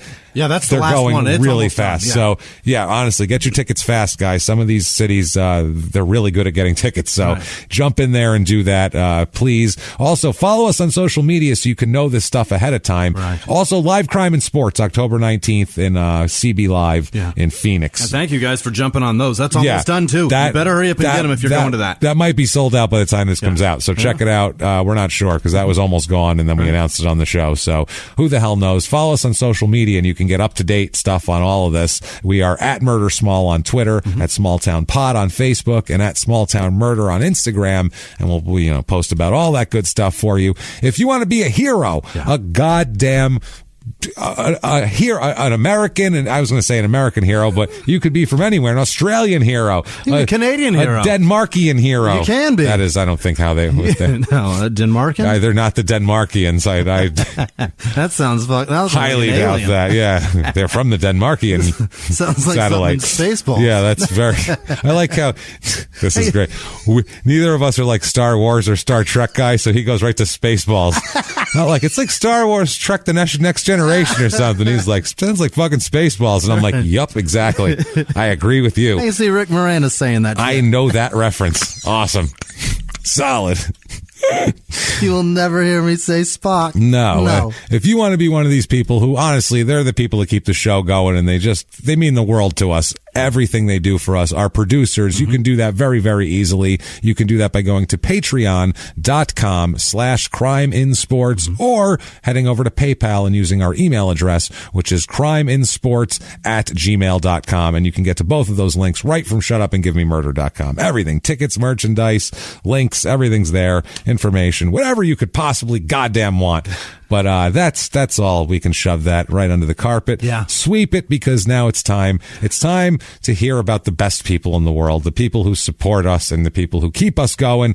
Damn it, Jimmy. Hit me with that list. This week's executive producers are Joy Nix, Justin Miller, Rice Kamen. Rice? Rise, W-R-H-Y-S. Oh, yeah, okay, yeah. Right. He donated twice both ways. You. And Reese? and unbelievably, I think it's Rise, because there's Rise Darby, who's a comedian. yeah, that's right. Yeah, I thought he was Reese too. I think it's Rise. I'm pretty sure it's Rise. I fucking either way, calling him the wrong name. Unbelievably nice donation both ways. So much. And sorry we don't know your name. Joy Nix or Mix. I think it's Nix. No, that's definitely Mix. She donated for Happy Birthday, Christy, with an I. Happy birthday, Christy. And Jana Gilbertson. It's also her birthday, so happy birthday.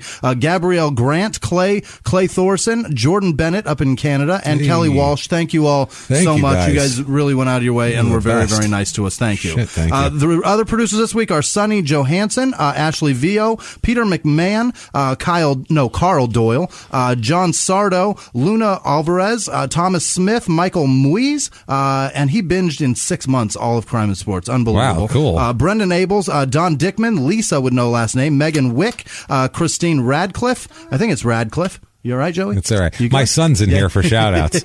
Say here. We got to say hello. Say hello, Joey. Say hello. Hi. There you go. That's Perfect. My son there. He says hello.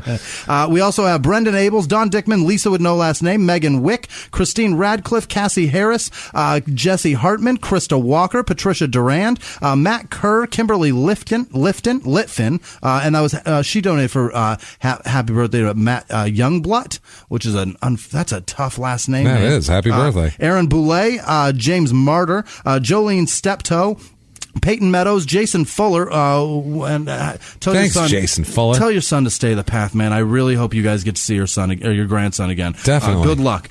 Sean Bridgman, Reagan Shalkley, in memory of Bo Patterson, who was 20 years old and died of muscular dystrophy. Christ, fucking brutal. That's horrible. Go look up muscular dystrophy and see their life expectancy, and if you can't donate to them, it's a terrible, terrible disease. It is. Bill Szynski, Leslie Woodruff, Mark Foster, Tyler Gwill, Artis S. Algina Huber, John and Sydney, Emmanuel Christian, Pat Fox Leonard, yes. Shauna with no last name. Lauren Demarath, Sulam and Jen Chevallard, Debbie Kay, Keith Cole, Kelly Griffin, Jonathan Turchich, Larry Butterfass, which is maybe my favorite last name. That's a good last name. It might be Butterfoss. It's just one S. I like Butterfass. Yeah. Erica Taro, Jeremy Norton, David Bernhardt, Armando Martinez Ochoa, Lynn Marie, yes. Joey Image, who is a wrestler. Yeah, I've seen him. He's fantastic. Tim Van Ryzen, Gary Howard. He's coming to a ton of shows. Yeah. Can't wait to see you Gary. Soon, Howard. Sherry Amos, K. Lynn Todd, Amber Wolf, Clay Thorson. I already said that. Liza Ryus, Dustin June Serrano, Dusty June. Jesus, she's not Dustin. Kimberly McCarthy, Casey Handel, or Dusty June. That could be a lady or a guy. Oh, yeah. We don't know. That could go either way. I'm being very fucking presumptuous. Edward Kaczynski, Dita Vasquez, Justin Ted Sarr. Kaczynski? Yes. Okay. Edward Kaczynski That's is his a very name. Tough. That's a very serial killery name. It's Ted Kaczynski. Oh, is that? No, that was Theodore, isn't it? Because it's Ted. I thought it was actually, Edward? but I thought he was an Edward. He might have been a Theodore. For some reason, I thought, because some Edwards go by Ted. It's weird. Who knows? Yeah. Casey Handel, I think I said that. Emily Warwick, Dita Vasquez, Justin Sarr, I think I said that. Elizabeth Thanks, Nitro. Justin. Elizabeth Nigro, that's what it is. LJUBINKA.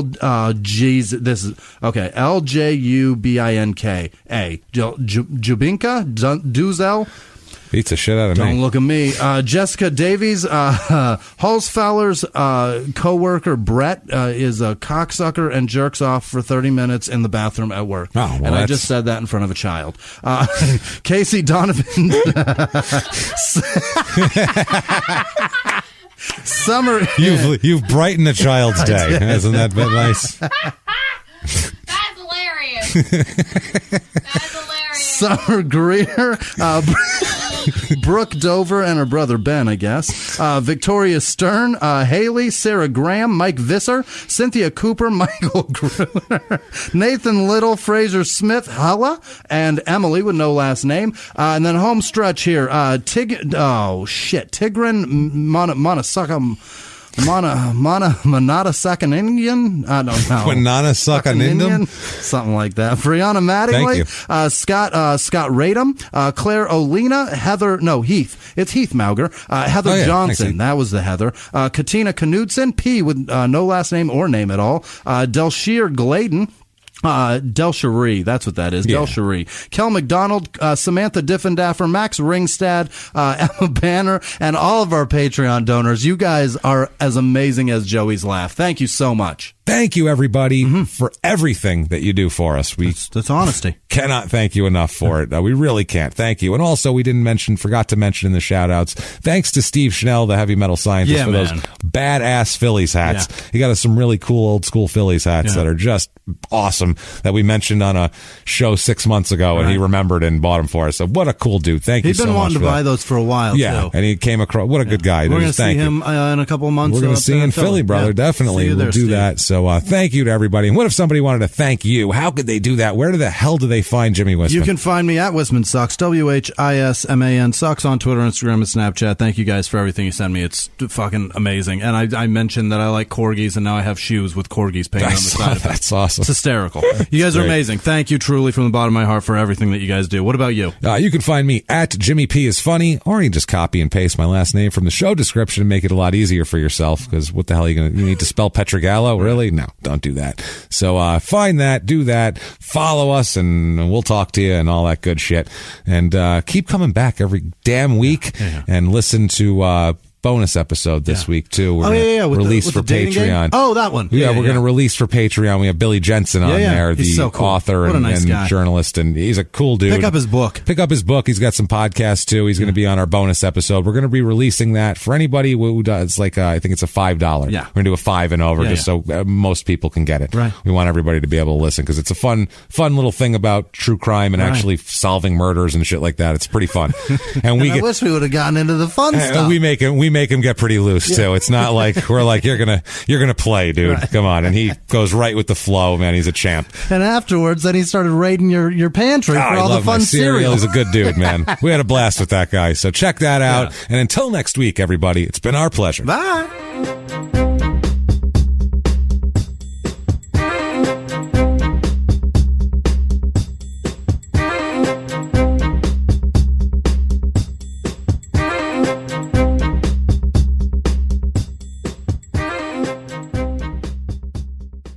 If you like Small Town Murder, you can listen early and ad-free now by joining Wondery Plus in the Wondery app or on Apple Podcasts. Prime members can listen early and ad-free on Amazon Music. Before you go, tell us about yourself by filling out a short survey at Wondery.com/survey. In the 1980s, a rosé swept the country. Hey, Mike, I really like this White Zinfandel. Well, good. Now put it down. We're going to try another one. White Zin became America's top-selling wine. But most don't know that this sweet drink has a sour history. What began in 1986 with counterfeit bottles. A big fraud, a multi-million-dollar fraud. Sent investigators chasing one of the most powerful families in the business, the Licciardis. But the closer the feds got to them, the more dangerous things became. It's a story of deceit. At the time, I was paranoid. Threats. You touch my kids, I will kill you. And murder. With a .22 caliber bullet to the head. What started with a scheme to mislabel wine spilled into a blood-soaked battle for succession. Welcome to Bloodvines. You can binge listen to Bloodvines exclusively and ad-free on Wondery Plus. Join Wondery Plus in the Wondery app, Apple Podcasts, or Spotify.